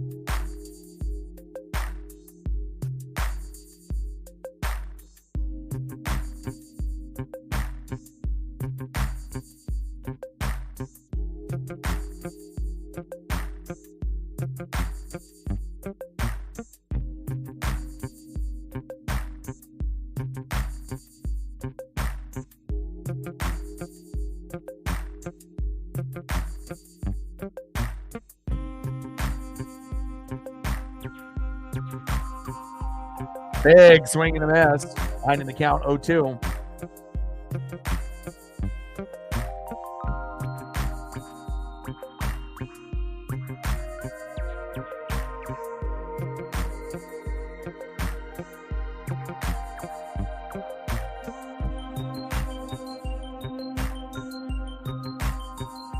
Because a lot of the Mariner hats or the Mariner giveaways, sometimes it ends up being something halfway decent, where you're like, cool, like a bobblehead, right? And, yeah, people love those. Usually I try to go to games for those so I can collect those while I go. But, typically if it ends up being like a shirt or like a hat, a lot of times, it just, maybe they don't have the right size or it kind of feels like maybe it's cheaply made. But this one is actually like high-end quality, which I'm happy for. Best hat giveaway they've ever done. 0-2 pitch. Goes behind the catcher and the ump there, back to the backstop. 1 ball and 2 strikes, Kike Hernandez. Yeah, I wish I was able to get more than one. Because I usually, when I like something, like a hat or whatever it may be, a t-shirt, sometimes, or like shoes, sometimes I like to get 2 pairs. Just because I don't really know if that's going to be there or available, and I know some of y'all do that as well. Like if you love something or you get it in like a different color, but the same style of shirt. But a lot of times, I try to double up on my merch. 1-2 pitch. Pitch is low at the knees. 2 balls and 2 strikes for Yu Darvish to Kike Hernandez.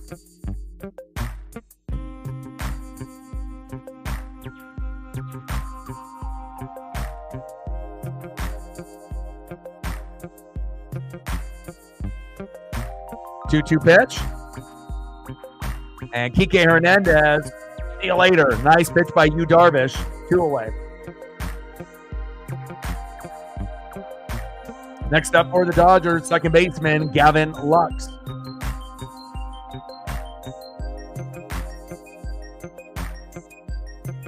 Oh, wow. I hit the ground? No way.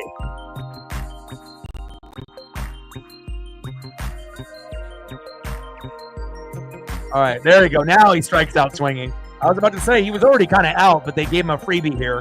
And then Yu Darvish blows him away. Goodbye. Check swing. Goodbye. There you go. And there's the strikeout.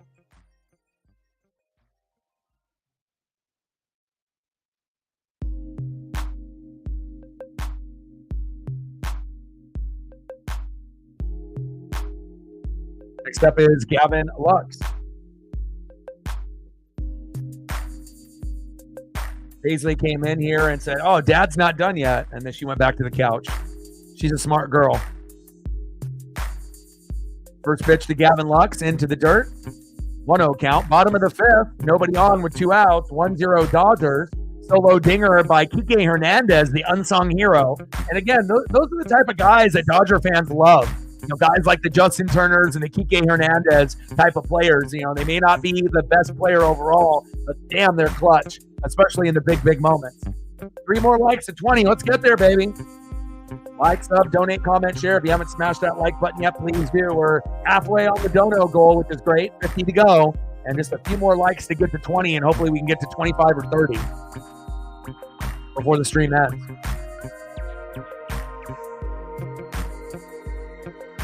Chopper, Arise, flip to the pitcher, Yu Darvish. And that is the end of the 5th inning. Let's go to the top of the 6th, 1-0 Dodgers. They just need these pitchers to go out, and then we have a whole new ball game.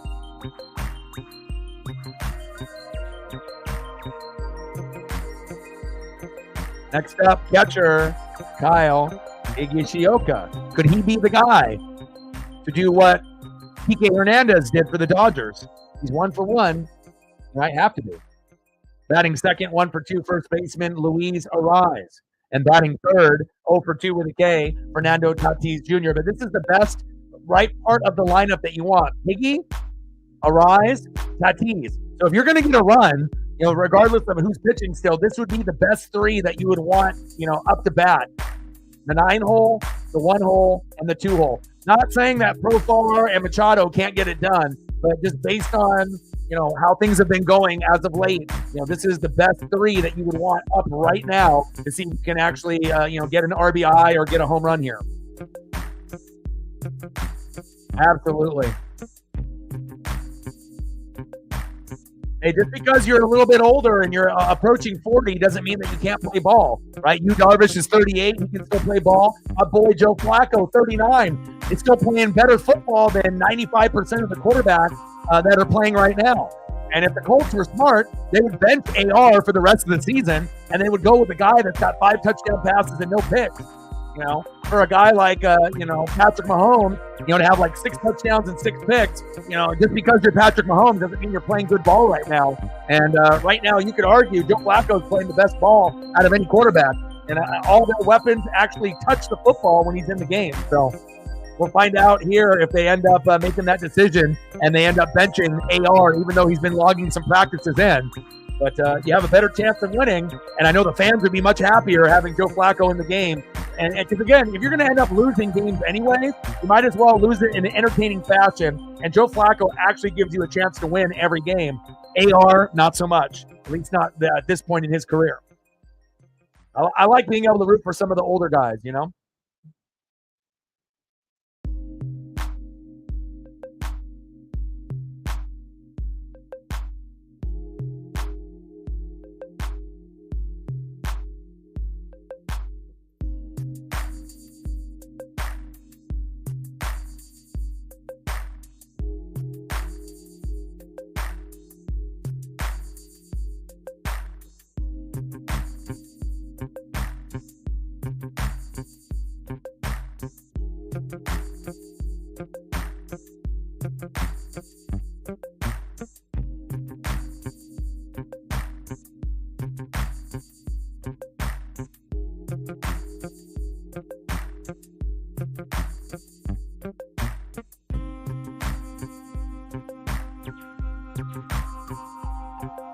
All right, baby, here we go. Evan Phillips is in the game. All right, Padres, this is your opportunity. Evan is good, but again, this isn't going to be the same type of Yamamoto on the mound. I mean, you know, Phillips has got some nasty sweepers, but you definitely have a better chance to be able to get on the board now. 1-1 count to Higgy. Fantastic pickup from the Yankees where they kind of gave up on him as a backup catcher. And again, I feel that he could be a catcher on almost any team in baseball. So I'm really happy that, you know, for one team to stop believing, and another team to be able to grab a player and say, you know what, we do believe in you. He's definitely been better than anyone ever expected. Good for him. I like a good story like that.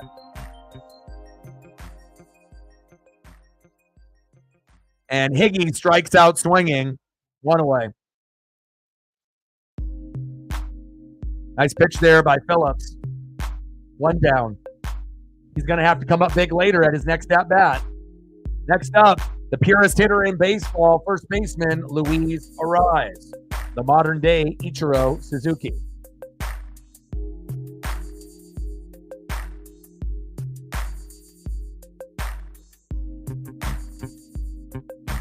And it's all going to be about pitching and defense. Who's pitching and defense is going to be the best. That's who's going to win.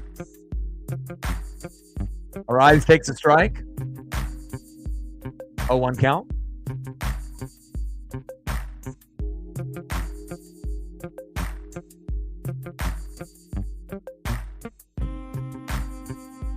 Oh, 1 pitch. Pitch is high. 1 ball and 1 strike. You know, and again, maybe the Padres get back in the game with some walks or getting hit by a pitch. Like, they might need to do something a little bit extra, maybe bunting. You know, you got to find ways to manufacture, you know, not only hits, but getting guys on base and moving guys over. Because obviously there's not going to be a whole lot of home runs hit, you know, in this game, at least at this point. You know, maybe we end up getting some, you know, big hits and home runs and RBIs with these backup bullpen pitchers. But Phillips looks like he's got pretty good control right out of the gates. 1-2 pitch from Evan Phillips to Luis Arraez. He was amazing on Minnesota, amazing in Miami, and amazing in San Diego. Like, how do you let a player like that go? Mind-boggling to me. Like, you get a guy that's as good as Luis Arraez, you give him, you know, Shohei Ohtani kind of money. You give him the money to stay on whatever team he is. You know, but Minnesota and Miami, I know he's much happier there in San Diego. He actually has a chance to do some damage in the postseason. Once in a while, maybe with Minnesota, never in Miami. So if we're talking about his last destination, he's probably thrilled to get out of a shithole like Miami and to be able to go to a contender like San Diego. Top of the 6th, 2-2 pitch, fouled off, 2 balls and 2 strikes.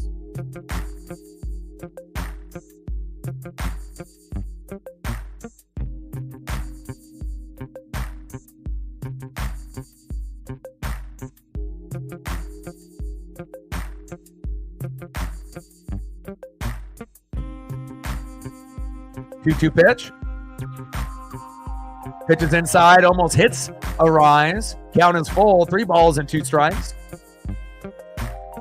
Any way possible. A hit by a pitch, but don't get injured. A walk, you know. And both pitchers have been very good, you know, up to this point. And now you got Evan Phillips in the game, right down the middle. And that one is a souvenir for a fan in the 5th row. Going back now to the 20th row off the bounce. Top of the 6th, 3-2 count, 1-0 Dodgers. Kike Hernandez with a homer in the 2nd is our only run of the game. 2 more likes to 20. Let's get there, baby. 2 more. Like, sub, donate, comment, share.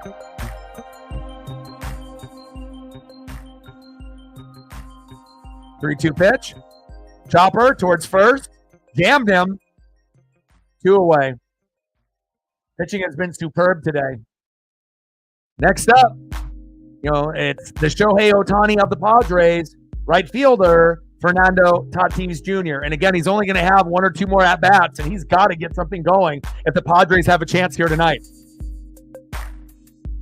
I mean, when he's on, he's electric, but we haven't seen it tonight.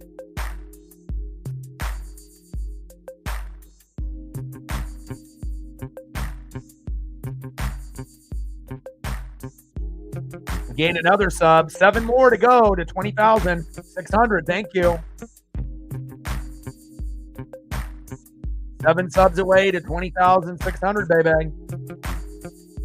And we got number 2 Ohio State Buckeyes versus number 3 Oregon Ducks in Austin. Pat McAfee, and obviously game day is there. Wish I could go to the game. I just don't have the money for it. Definitely will be up early watching all of that. On Sunday, we got the Bengals going against the Giants on Sunday Night Football.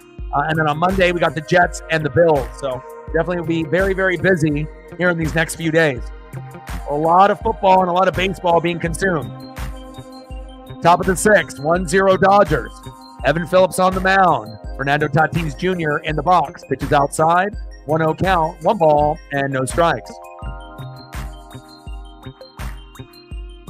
Phillips is in a very good control for a bullpen reliever. And Tatis pops up into left field. And Teoscar Hernandez says, not today. Go to the bottom of the sixth. 1-0 LA.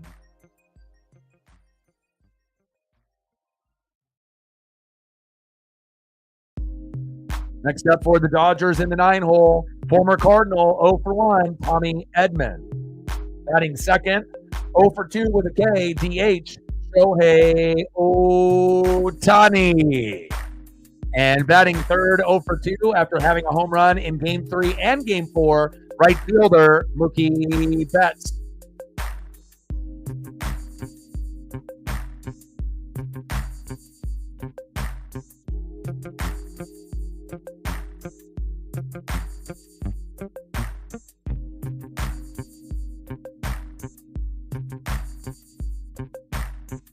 One more like from 20. If you haven't smashed that like button yet and you're in the room, please do. Yes, there we go. We got to 20 finally. Thank you so much. Next goal will be 25 and then 30. Let's go, baby. Thank you so much. It'll help us hit the algorithm a little bit more because, we can get, thousands of people, but obviously people are very stingy with their like button. But hopefully we'll get a few more to be able to support. And we're over 1,400, so we're on our way. Over 1,400 views, had over 2,400 a couple days ago when we did Dodgers Padres in game number 4.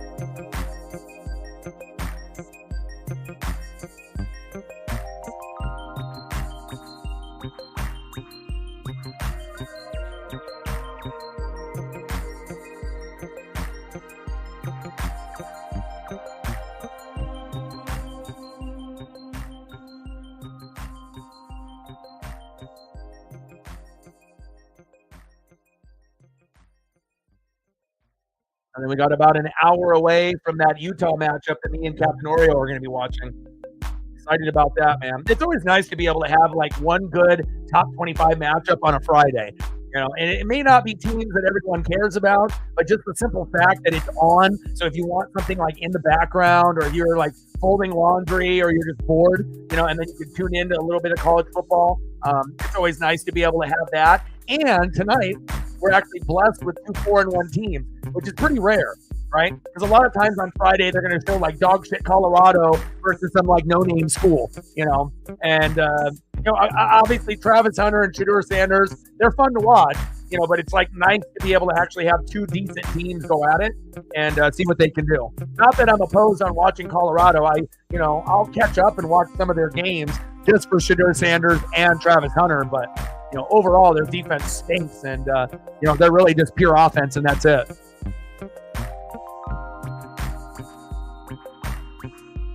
Yeah, Yamamoto killed it today.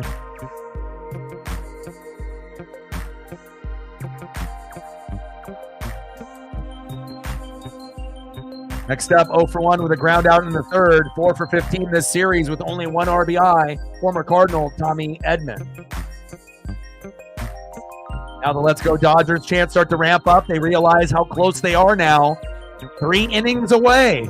And I'm not sure if anyone anticipated such a low-scoring matchup like this, but I kind of like it. It gives you that drama and that excitement, not like in Game 4 where you have one team up by 1 billion and you know that the Padres aren't going to come back. This literally could go either way. And the Dodgers have controlled the momentum, but will they the whole game? That has yet to be seen. Edman flies out to left, 1 away. But they're definitely in control so far up to this point. They haven't made any errors, and the pitching has been a little bit better, slightly, by the Dodgers. Next up, Shohei Ohtani, the modern-day Babe Ruth. He's going to go down as the best baseball player to ever live when it's all said and done. Because you would assume he's going to win 1, 2, 3 championships with the Dodgers before it's all said and done. And he might end up hitting 50 home runs, getting 50 stolen bags, and winning 15 games next year. I mean, can you imagine? And he might be the only player that can do 60-60. Could you imagine him going 60 home runs, 60 stolen bags, and winning like 16 games and going like 16-3 or 16-4? There's not very many people that could do something like that. And again, he is a true one of one. And I kind of dropped the ball because normally I'm on top of grabbing rookie cards and rookie card autos of PSA and BGS of players like this. But I didn't have the money back when he came up with the Angels to be able to cash in and grab some Ohtani rookies. I should have. And a lot of that is going to be worth a shitload of money, down the road. I might have to end up grabbing one at some point, before he ends up winning his first World Series. Because if you grab one for $300-400 now, it could easily double to $600-800 in just a few years, depending on the card and the rarity, and if it's obviously serial numbered or not, and obviously if it's slab PSA or BGS 9 or 10. We're at 50 to go, and we're at 20, 10 more to get to 30. Bottom of the sixth, 1-0 Dodgers, nobody on, one out, 0-2 pitch. Pitch is outside from Darvish to Ohtani. 1 ball and 2 strikes.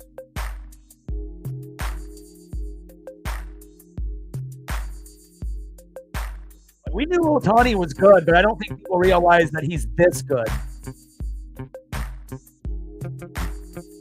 1-2 pitch. Big swing and a miss. Down goes Ohtani. A rare 0-for-3 day for Shohei. Next up, right fielder, 0-2, Mookie Betts.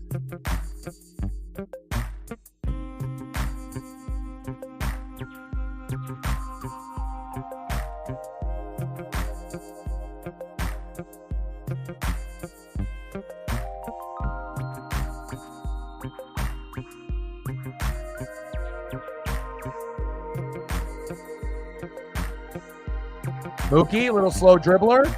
Throw to first, and the Padres get out of the inning. End of the sixth inning, 1-0 Dodgers.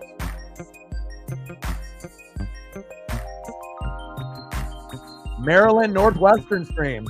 What's good? Let's go to the top of the seventh, 1-0 Dodgers.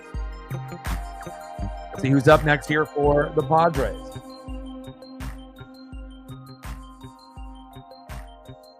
Next up for the Padres, 0-for-2, left fielder, Jurickson Profar. Batting second, 0-for-2, third baseman, Manny Machado. And batting third, 0-for-2, center fielder, Jackson Merrill. Let's go, baby.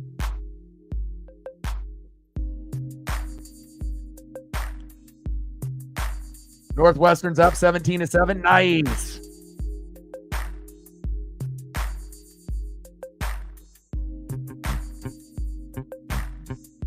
That reminds me, I need to kind of take a quick look at some of the scores here in college football.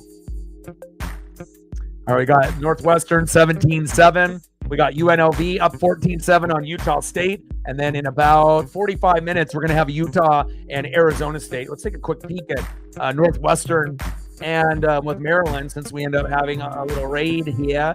See how they're doing. Jack Losh, 6 for 10, 132 yards. No tutties yet, but hopefully he'll get something there. But he does have one on the ground. 7 carries for 21 yards and a tutty for one of their touchdowns. Cam Porter, 6 carries for 9 yards with the other tutty. And we'll see if their receiving crew, either Henning or Kurtz or Cubby the fourth, can get going. And let's take a quick look on Maryland side. Billy Edwards Jr., 10 for 20, 104 yards. No touchdowns there either.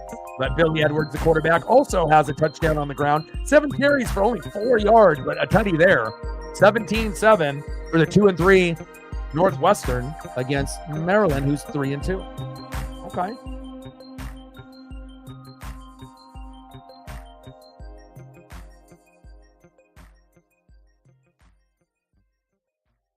And Northwestern's on the road as well. College Park, Maryland. Good luck. You guys should be able to win that matchup.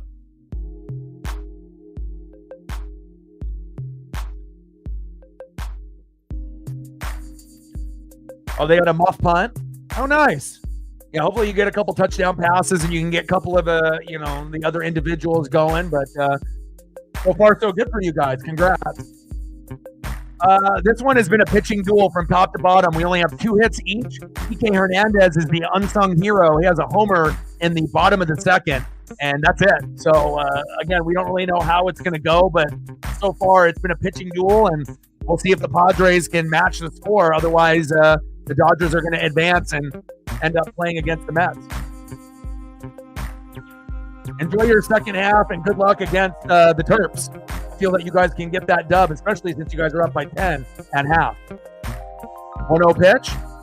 There's a bunt by Profar, and maybe these teams should have been bunting a little bit earlier.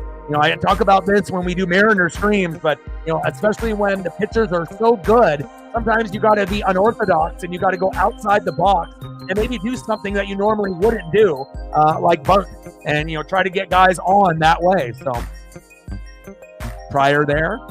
A great assistant coach there for the Dodgers, the former Cub. Remember when they had Pryor and Kerry Wood with his 20K game? Seems like that was just yesterday for me.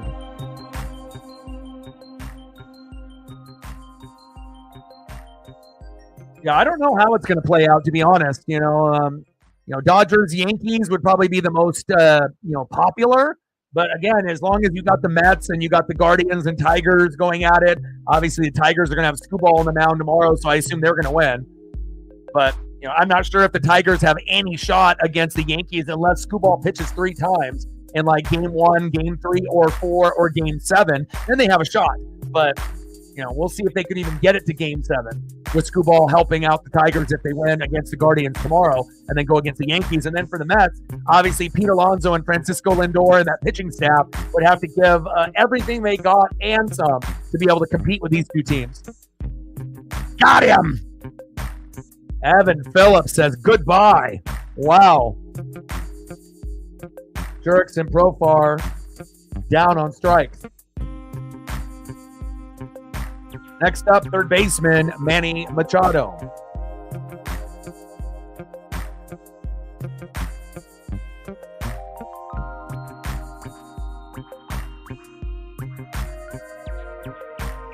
We're at 22. 8 more likes to get to 30. Let's get there. Pitch is inside to Machado's face. 1 ball and no strikes. We're at 23 now. 7 more to go to get to 30. Let's go, baby. For me, I live in Oregon, so, I met Ken Griffey Jr. when I was 7. So obviously, following the Mariners, since, pretty much the mid 80s. But Ducks, Mariners, Blazers, Kraken for hockey. And the only team that I root for that's not in the Pacific Northwest is the Tampa Bay Buccaneers, because I am a defensive guy. So, I'm a Warren Sapp, Derek Brooks, John Lynch, Rondé Barber, Mike Allstott kind of guy. So that's really the only team that I root for that's not in the Pacific Northwest. But everything else, Mariners, Kraken, Blazers, Oregon Ducks, and we'll be doing a Buckeye Duck stream tomorrow here on the channel.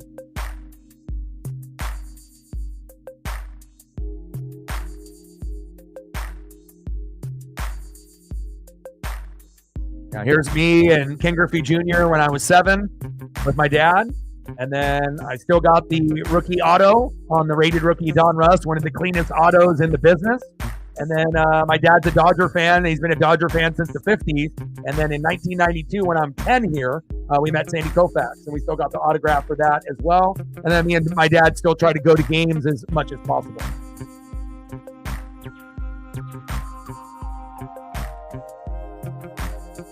I was like probably the only one at my school that met Ken Griffey Jr. So big swing and a miss. Down goes Machado on strikes.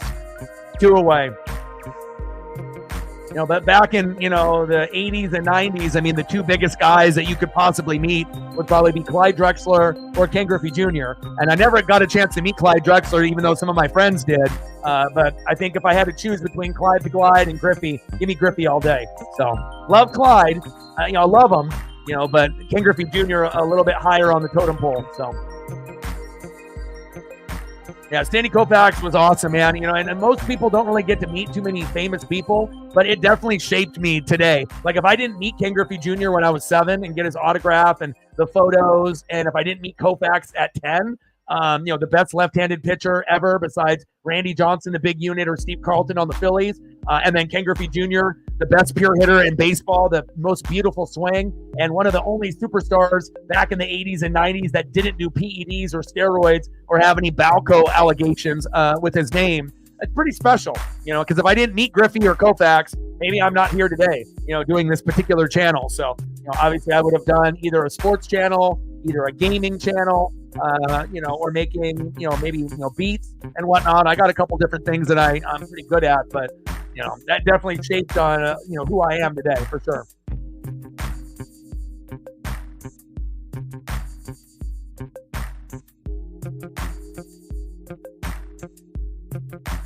All right, let's see who's up here in the top of the 7 for the Padres. For 1 second here, I got to reload everything.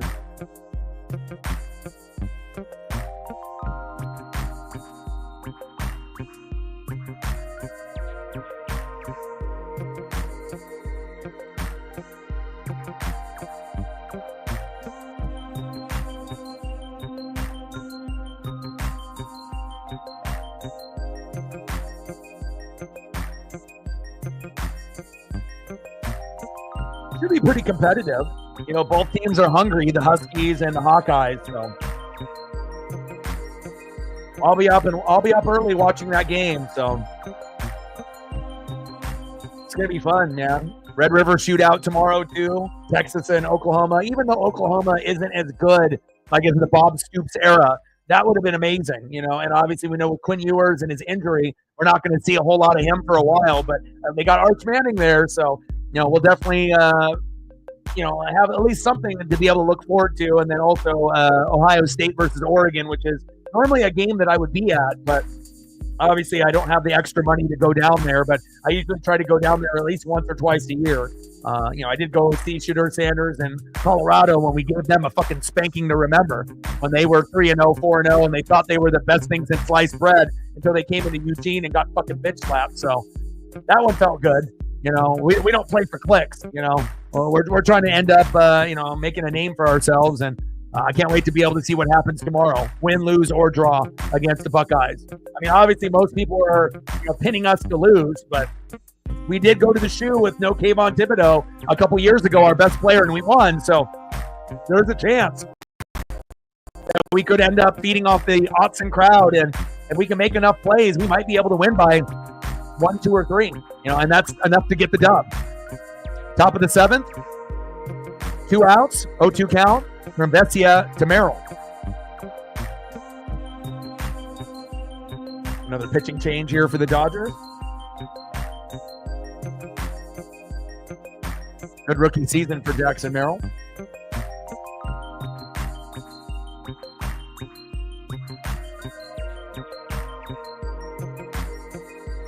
I think that's going to be the biggest trap game of the year, to be honest, because, you know, depending on if we beat Ohio State or if we lose, you know, on the schedule, I feel like they're good enough, even with a lot of the players that ended up going to the NFL. You know, they lost Culp, the tight end. Obviously, they lost Roma Dunzier, you know, to the Bears, Jalen McMillan, you know, to the Buccaneers, Michael Penix Jr. to the Falcons. So they lost a lot of pieces. But if you end up watching Jonah Coleman and this team, you know, if they don't shoot themselves in the foot, you know, Washington is actually a lot better than people are giving them credit for. And they probably shouldn't have lost to Rutgers and Washington State. They probably should be undefeated right now.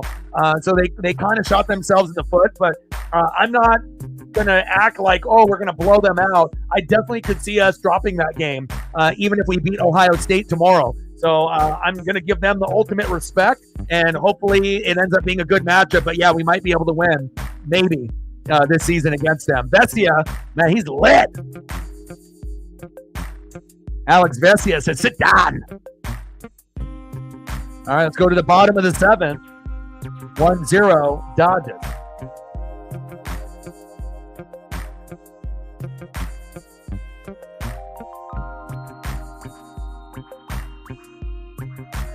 But also, too, with Oregon, I've been a fan since the 80s. Offensive line, when they're healthy, they can be pretty good. In the first couple of weeks, they look like shit, against Boise State and, a few others. Defense is the strong suit of the team. And I'm not really a big fan of Dylan Gabriel. He's like a poor man's Tim Tebow. And again, I feel that if we run the football, right, and we keep the ball out of his hands to throw, that's going to give us the best chance to win. Because if you ended up watching last week, he had 2 interceptions in the end zone. He's not a very good thrower. He might still be considered a quote-unquote NFL quarterback, a project, but again, when I watch him, he's not like a Michael Penix Jr. I always wanted a lefty, for Oregon, but I wanted someone that actually could run the football like Tebow or throw it like Michael Penix Jr., and we don't have either one of those. I mean, every once in a while, he'll run, down the sideline for like a 20 or 30-yard score. But again, for me, I don't really have as strong of a connection to this team and previous teams. And also with our running backs and our wide receivers, they're more like RB2s and wide receiver 2s. This is probably the weakest offense that Oregon has had in a fucking long time. So our defense is the best it's ever been, but again, the offense, it kind of scares me a little bit because I don't really like the quarterback.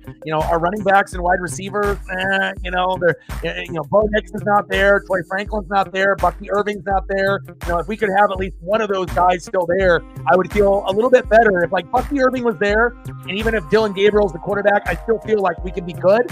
But with the guys that we have on the roster, and this is me being, a super fan, it's like I have to be honest and real. Like I'm not really thrilled with the offense. I don't really like a lot of the players that we have. I feel like a lot of them are backups, and at one point or another, we're going to get exposed, and it probably will be tomorrow. But again, if the offensive line and the defense play well, we're going to have a shot to at least keep it close and maybe possibly get a dub. But I'm going to not hold my breath. So. But again, the crowd will the Ducks to certain plays. The energy in that Autzen Stadium is always one of the top 5, and we usually have the lowest amount in capacity. Like Ohio State and LSU and some of these other places like Penn State, they're going to have like 100,000 capacity. We're about 50. But for every one person that's at a Duck game is like 2 somewhere else. These guys are tailgating at fucking like 8 in the morning, and they're going to be drinking a lot, eating a lot. And if you've never been to Autzen, it's different there. You could also say the same there up in Seattle for the Huskies. Like I feel that for some of the Pacific Northwest teams, we don't get enough respect based on the passion of our fans. But we'll see what happens tomorrow. But I will be doing a live stream for that, and hopefully it ends up not being a blowout. So.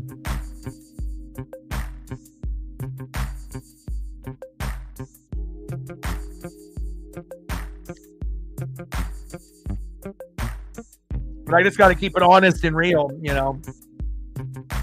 But Gabriel is probably one of the worst quarterbacks that we've had in a minute. Like I said, I know he's got some skills and he was, decent over there at Oklahoma, but he's just not a fit for the typical Oregon offense. Freeman, little line drive, throw to first, 1 away.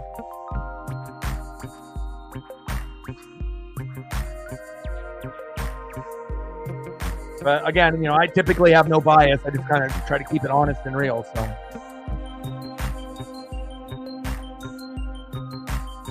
next up for the Dodgers, left fielder 0 for 2 with a K, Teoscar Hernandez, and they still got Yu Darvish out there.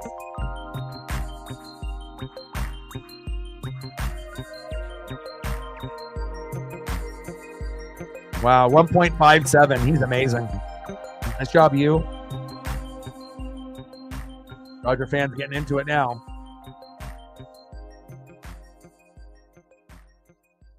Hopefully USC will compete. It was a little surprising for them to drop a game last weekend, to an inferior opponent, especially when they were right there neck and neck with Michigan. But hopefully they'll be able to turn their season around as well. Bottom of the 7th, 1-0 Dodgers. Kike Hernandez with a solo jack in the 2nd. 0-1 pitch with 1 out from Darvish to Teoscar. Pitch is low and outside. 1 ball and 1 strike.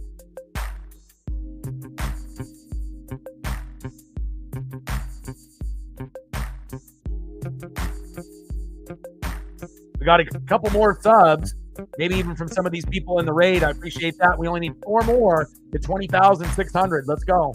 or 20,700. No, 20,600. There we go. Thank you so much. 4 subs to go to 20,600. Let's go, baby. Appreciate the raid as well as the good combo. Uh-oh, back. Gone! Teoscar Hernandez says, goodbye, Padres! Wow!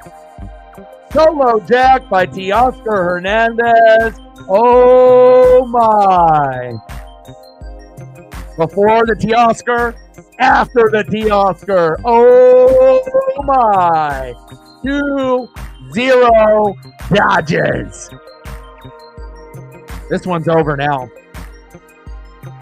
Wow. Now, for Teoscar to hit a homer, not surprising. Kike Hernandez a little bit. But again, Teoscar has been a big X factor. Obviously, Shohei is always going to get all the credit. But Teoscar has willed them to many victories in 2024.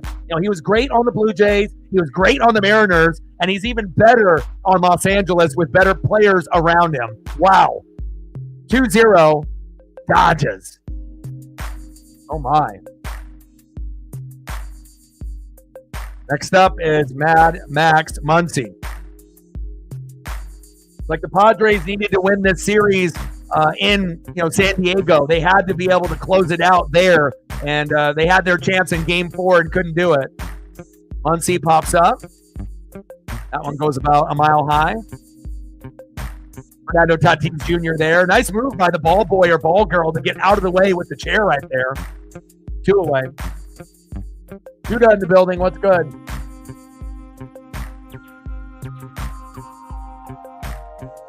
Muncy pops up. 2 away. Next up, catcher Will Smith. 0 for 2, and this is another guy that could go yard. He's very underrated.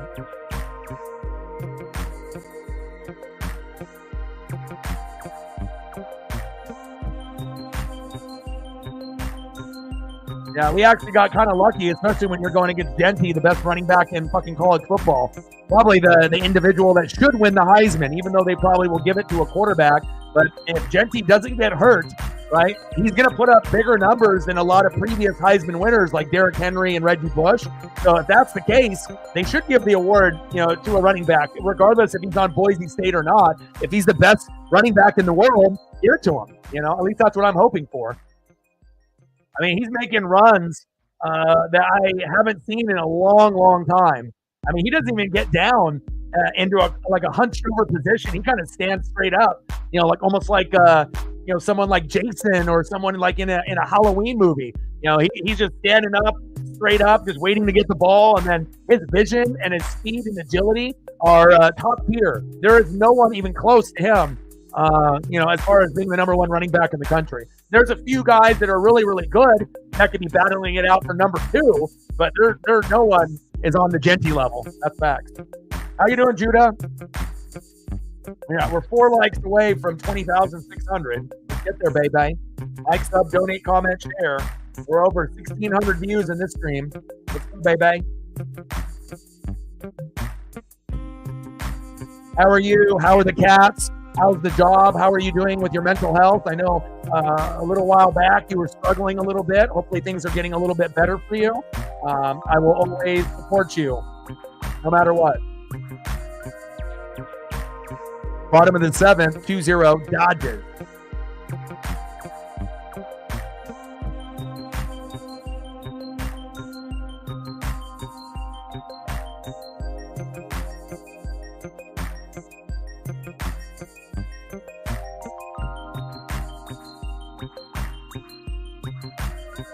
Iowa, Washington.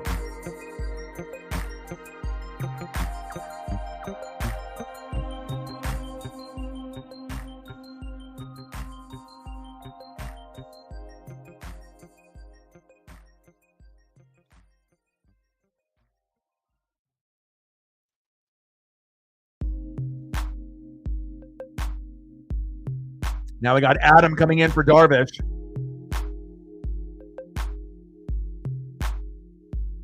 Looking for maybe a different one. You just got to make sure you're taking care of your mental health the best way that you can. And obviously with dogs and cats. That can make things better, but again, you just got to make sure you find the right fit for yourself. So if you end up having to find something else, I'll be rooting for you. No point in staying somewhere that makes you unhappy. Jason Adam coming in here for Yu Darvish. And it's not like Yu Darvish played bad. He only gave up 2 solo jacks in 7 innings. That's the fucking Dodgers. These 2 teams at any given day can put up 10 runs. And they're the only 2 teams that can do that. Like 10 runs on any given day. And it's been a pitcher's duel. And Yamamoto just ended up being a little bit better than Yu Darvish. But also they ended up going to Evan Phillips and Vesia as well. So everyone for the Dodgers and whoever played, better, obviously for the pitching and the defense was going to win the game. And obviously pitching, defense, and hitting, you're checking off all the boxes for the Dodgers right now. Ooh, fiddle lessons, nice. My dad has got like a ukulele and a bunch of other, banjo, guitar type things. And I know he kind of, tries to, go through the notes and, kind of fuck around and play a little bit of music here and there. And it can always be something that's soothing and relaxing for your mental health. Like when people cook, it's good for the mental health. And then getting a little bit of the fiddle or the banjo or whatever you're doing, that could be a good positive boost in your mental health. Little line drive there. Will Smith with a single. Now things are going all Dodgers. Someone check up on Double E. Double E having a heart attack right now. And next up, center fielder Kike Hernandez. And I had a feeling that he was going to have a very good game and a good series. Didn't play in game 3. They put him in game 4. And again, when you end up getting a foul ball at your, one of your first MLB games from a player, it's always going to make me a super fan of that particular guy. And I always will be a Kike Hernandez fan, whether he's on the Dodgers, the Red Sox, back on the Dodgers, or on another team after this run. Stolen bag. Will Smith with the stolen bag. He's at second.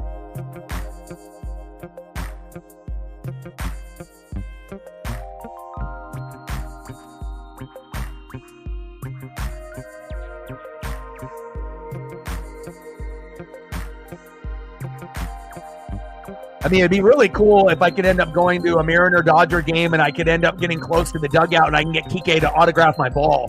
It's not like a lot of people are going to be asking for his autograph. They'll be asking for Shohei and Mookie and Freddie and Teoscar. So he would probably be one of the guys that's least likely asked. But it would be awesome if I could end up, getting that ball autographed and if I could have a little combo with him. But it's not like the Dodgers come up to Seattle that often, obviously with interleague, but obviously they're trying to change that within the last couple of years with the new playoff format and trying to play every team at least once. So.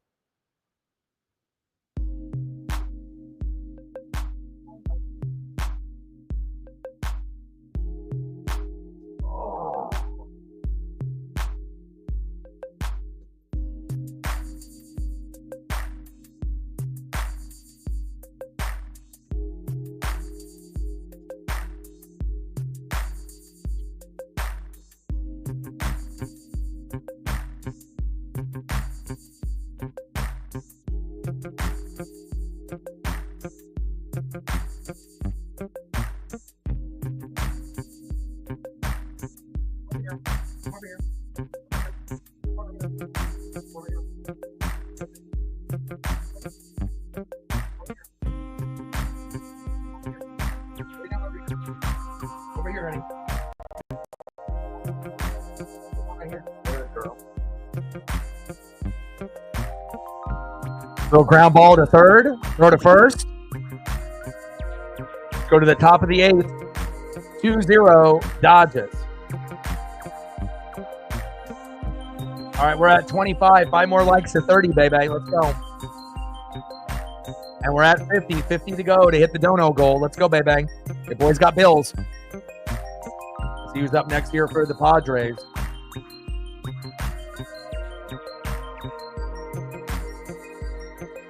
Next up, the former Red Sox, 0 for 1 with a base on ball and a K. Shortstop Xander Bogaerts.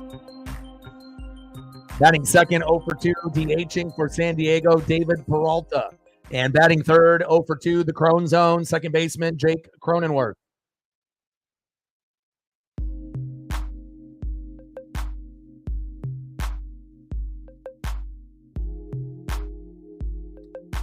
All right, I got to go get Paisley some food. I'll be right back.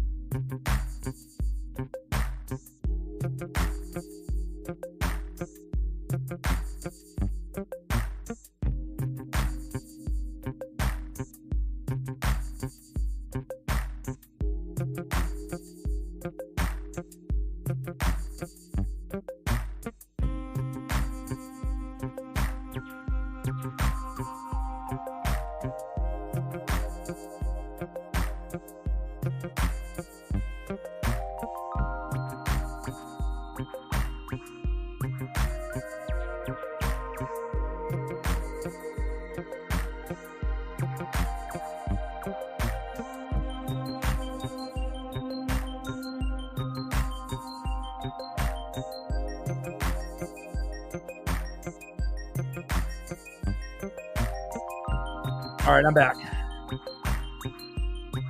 Got Paisley some fresh water, got her some food.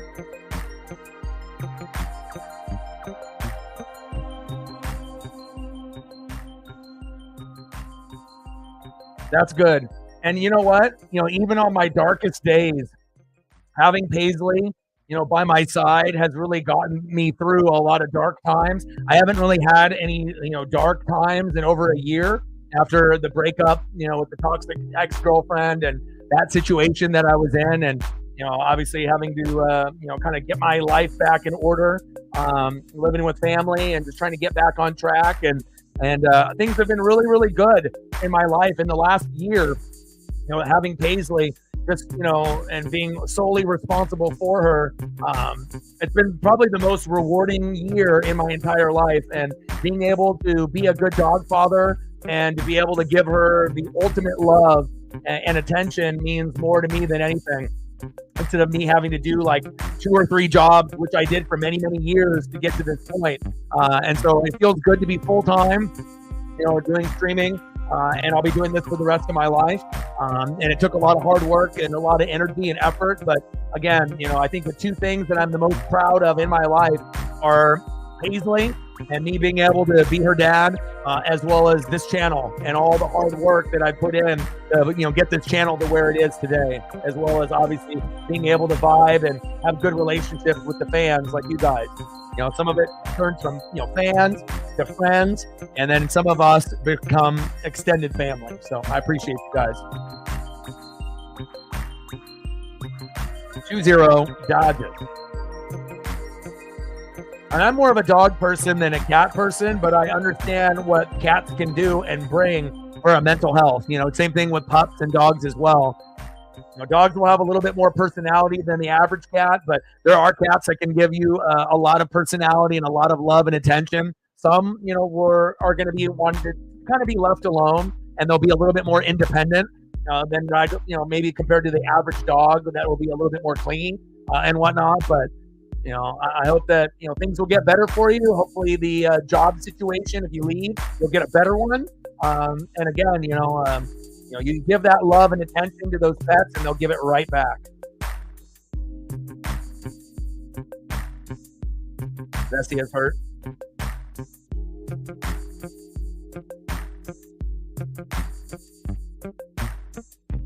Oh, baby. 911 Lone Star. 911. Love it. And I'm glad that Hulu ended up sending me that email. So that way I could end up getting Hulu for $3 a month for 6 months. You know, that's nothing. That way I can catch up on some of the shows that I totally forgot, you know, got started up, like 911. The regular one is now on ABC, not Fox, as well as obviously Grey's Anatomy. I already missed the first, like, 3 episodes. So I got the Hulu, so I'll be watching those things tonight.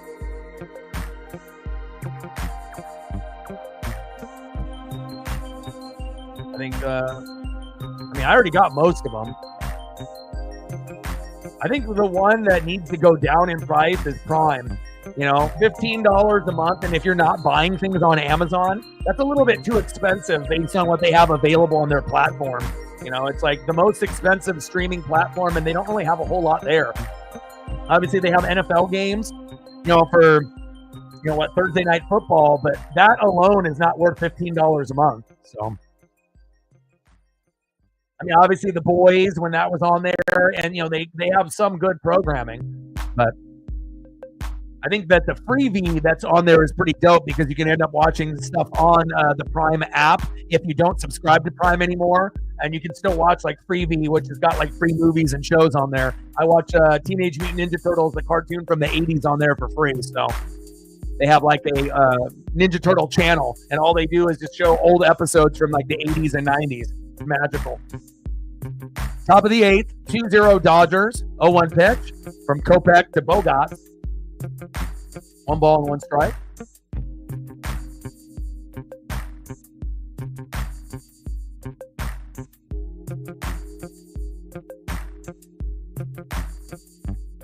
Little chopper, line drive. Lux with some great defense there. 1 away.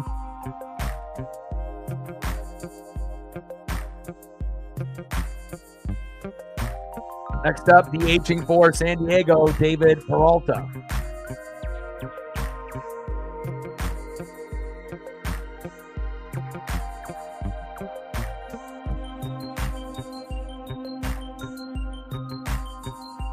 Awesome. 4 subs away from 20,600, baby. Let's go.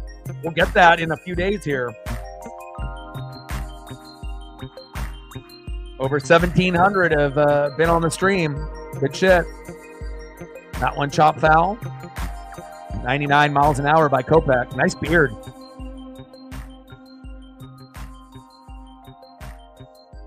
Padres feeling the pressure. Had to win that fucking, you know, series in San Diego. Popped up, and Peralta is out. 2 away. Next up for the Padres, second baseman, Crone Zone, Jake Cronenworth. 0 for 2. See if he can go 1 for 3. But pitching and defense has really been the key. Of course, the 2 solo shots, the dingers obviously help. But if you're actually looking at the defense and the pitching, it's been a little bit better on Los Angeles side.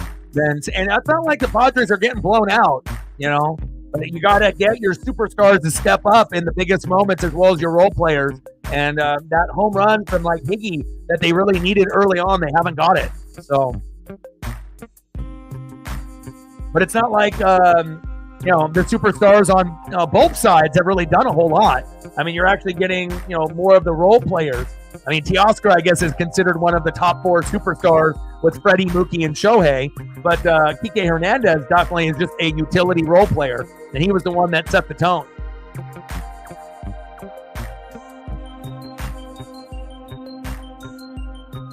Big swing and a miss. Crone zone, Don.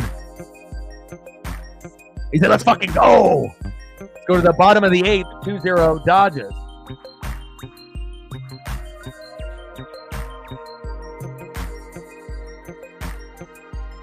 Next up, second baseman Gavin Lux, 0 for 2.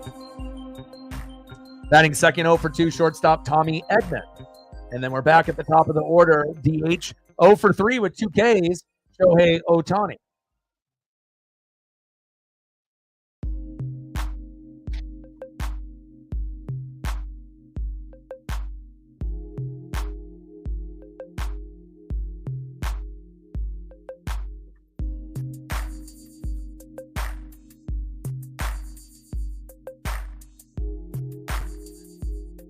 Yeah, and it's kind of cool because out of the 3 baseballs that I've gotten one in the first inning, that has some good color on it. I got one in like the 6th inning. So I got the Kike Hernandez in the first inning in like the top of the first. And then in the Aaron Judge, it was in the top of the 6th. And then I got the Julio Rodriguez in the bottom of the 9th. So the color on each baseball is completely different, based off usage. And the Kike Hernandez one is the most colorful baseball that I have. And I got a couple AAA baseballs from the Portland Beavers in 1992 when I was 10. And there's some really good color, and it's got a very unique smell to those baseballs as well since they've been in a case. But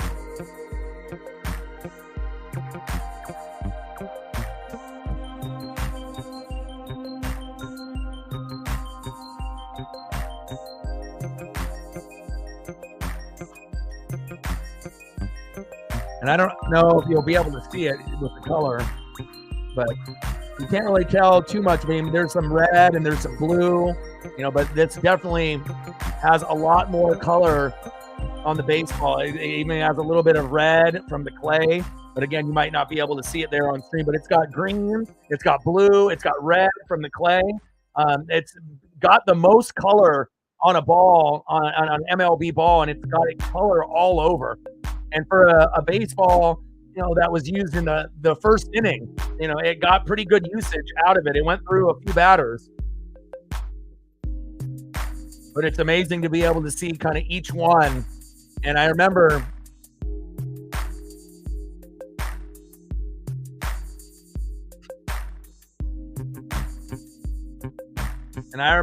in that particular game, I had the third seat in, right? And when the ball was hit, there was an aisleway with a rail, and one guy on the left side of the rail, had an opportunity to get it. And then there was a guy that was in the first row on the aisle with a mitt, and he dropped it twice. And then I slid past the grandma and grandpa with my offhand, my left hand, and scooped it up. And then he body checked me while I was wearing shorts. And my knees hit the steps, and I bled for 9 innings, but I got the ball, and that's what matters. Bottom of the 8th, 2-0 Dodgers. Nobody on, nobody out. 0-1 pitch from Adam to Lux. Little grounder to first, 1 away. Next up, shortstop, Tommy Edman.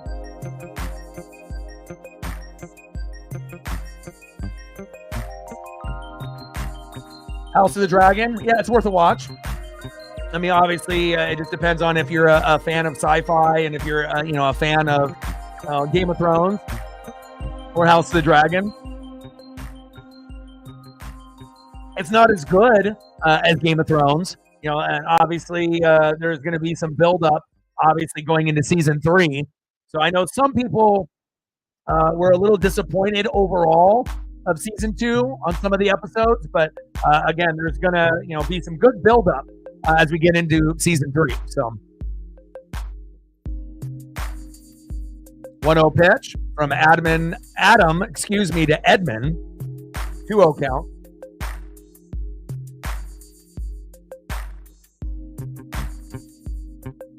Yeah, but again, if the pitchers are elite, it's not like Scooball is going to go out there and give up 8 runs. So sometimes it ends up being kind of a pitcher's duel, and then after the starting pitchers go out, it's up to the hitter's responsibility to get the runs going and getting the hits going. So. I mean, for me, I like games that we get a little bit of everything. We get the pitching, we get the hitting, we get a little bit of everything.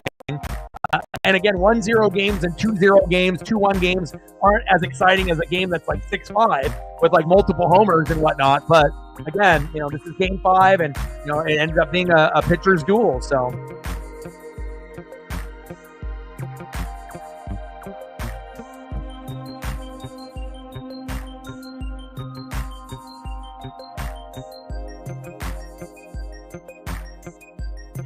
Except is Shohei Ohtani. Wish it was Cal Raleigh. Well, it's Shohei Ohtani.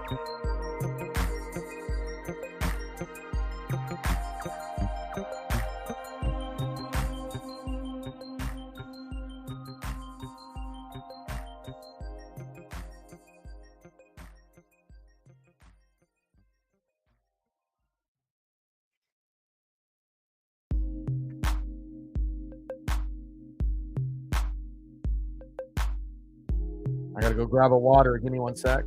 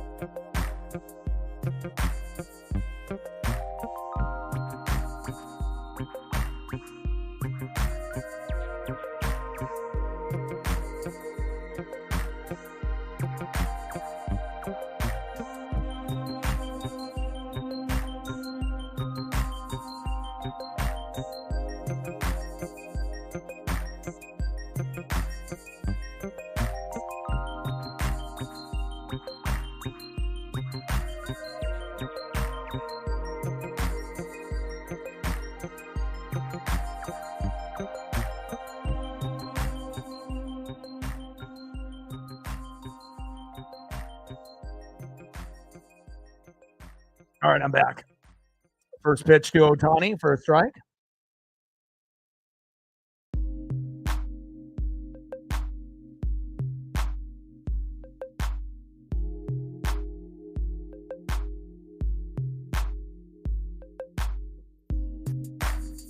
Yeah, my best friend's cousin got one too.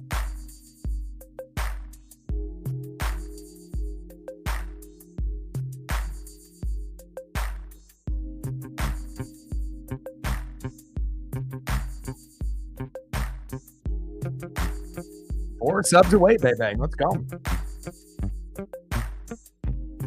Crush foul.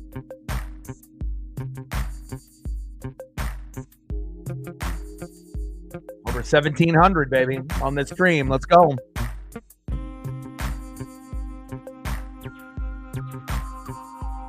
And Scott gets Ohtani. Not often you're going to see Ohtani go 0 for 4, but they didn't need him tonight. Tanner Scott says goodbye. All right, last opportunity here. They need 2 to be able to make this at least something. Let's see what happens here.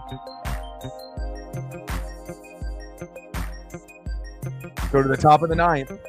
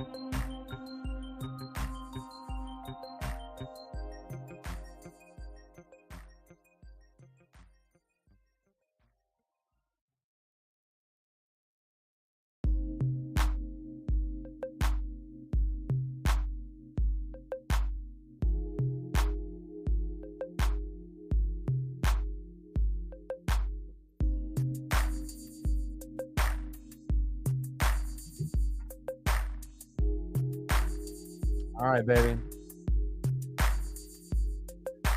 This is it. Last opportunity for Double E and all the Padre fans. Pitching and defense. Offense will win you games, but, pitching and defense wins you championships. 1 for 2 with a K, and this is the guy that has to get it started. And remember I said earlier in the broadcast that this is going to be the best 3 to have. Higgy in the 9-hole, Luis Ariz, the best pure hitter in baseball, the Ichiro Suzuki of this generation, and then the best player on the Padres, Fernando Tatis Jr., even though we know Machado is very, very good as well. But I think people would say Tatis is, on that same level, if not slightly higher.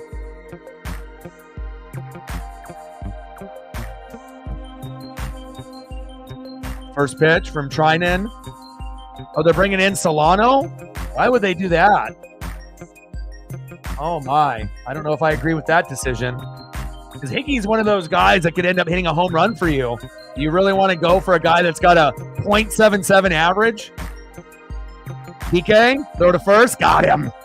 PK with the defense. Give me the goggles, baby.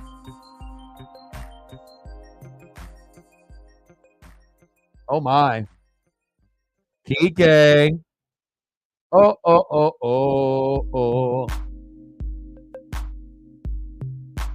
Next up, first baseman, 1 for 3, Luis Ariz.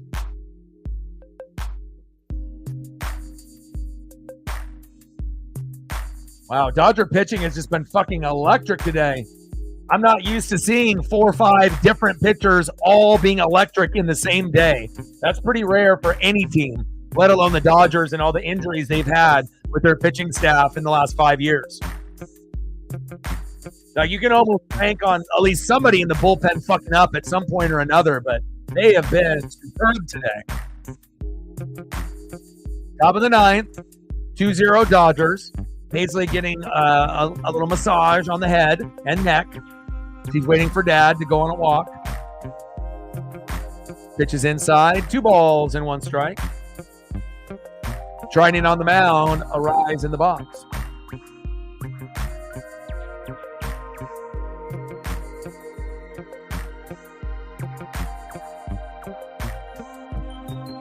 Popped up.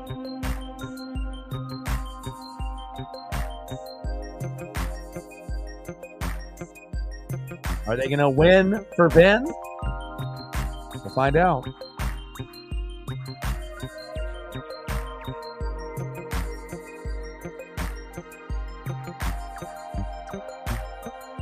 Two-two pitch. Pitches inside and almost hit him with the sweeper. Count is full. 3 balls and 2 strikes. Paisley's like, I'm going to go eat on a bone. You're taking too long, Dad. She's like, I got a bacon bone to eat.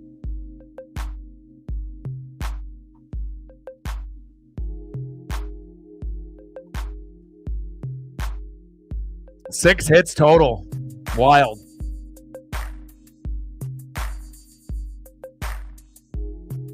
Trying into the batting champ, Luis Ariz, 1 for 3. And he flies out to right field, and they are 1 out away from playing the Mets. Can you imagine if it ended up being the Mets and the Tigers instead of the Yankees and the Dodgers? How wild that would be. I mean, the ratings would be terrible, but or if it was Guardians and Mets, that would probably be the most unlikely scenario.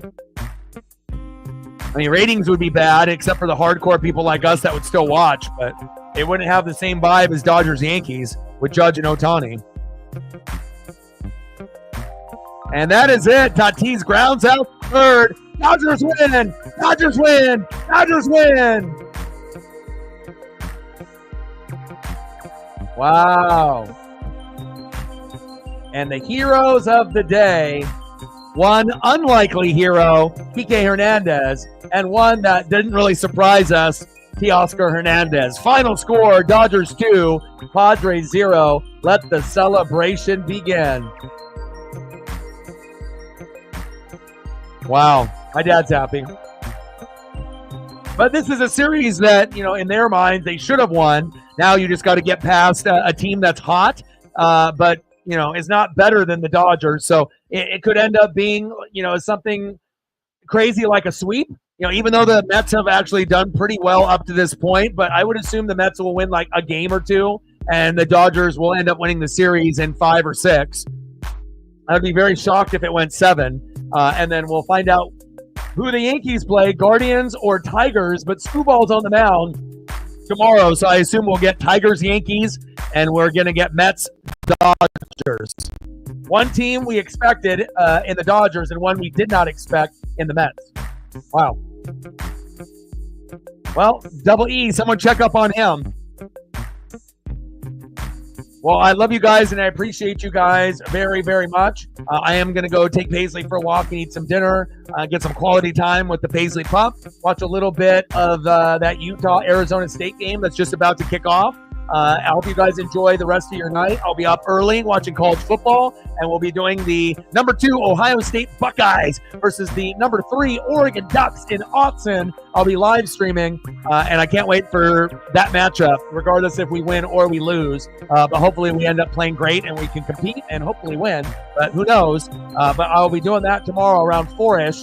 So if you guys can make it, that would be great. And I got one question for you. We talk sports like us. Your boy Ryan, Northwest Sports Fanatics, and I'm out. Gang. Go Dodgers!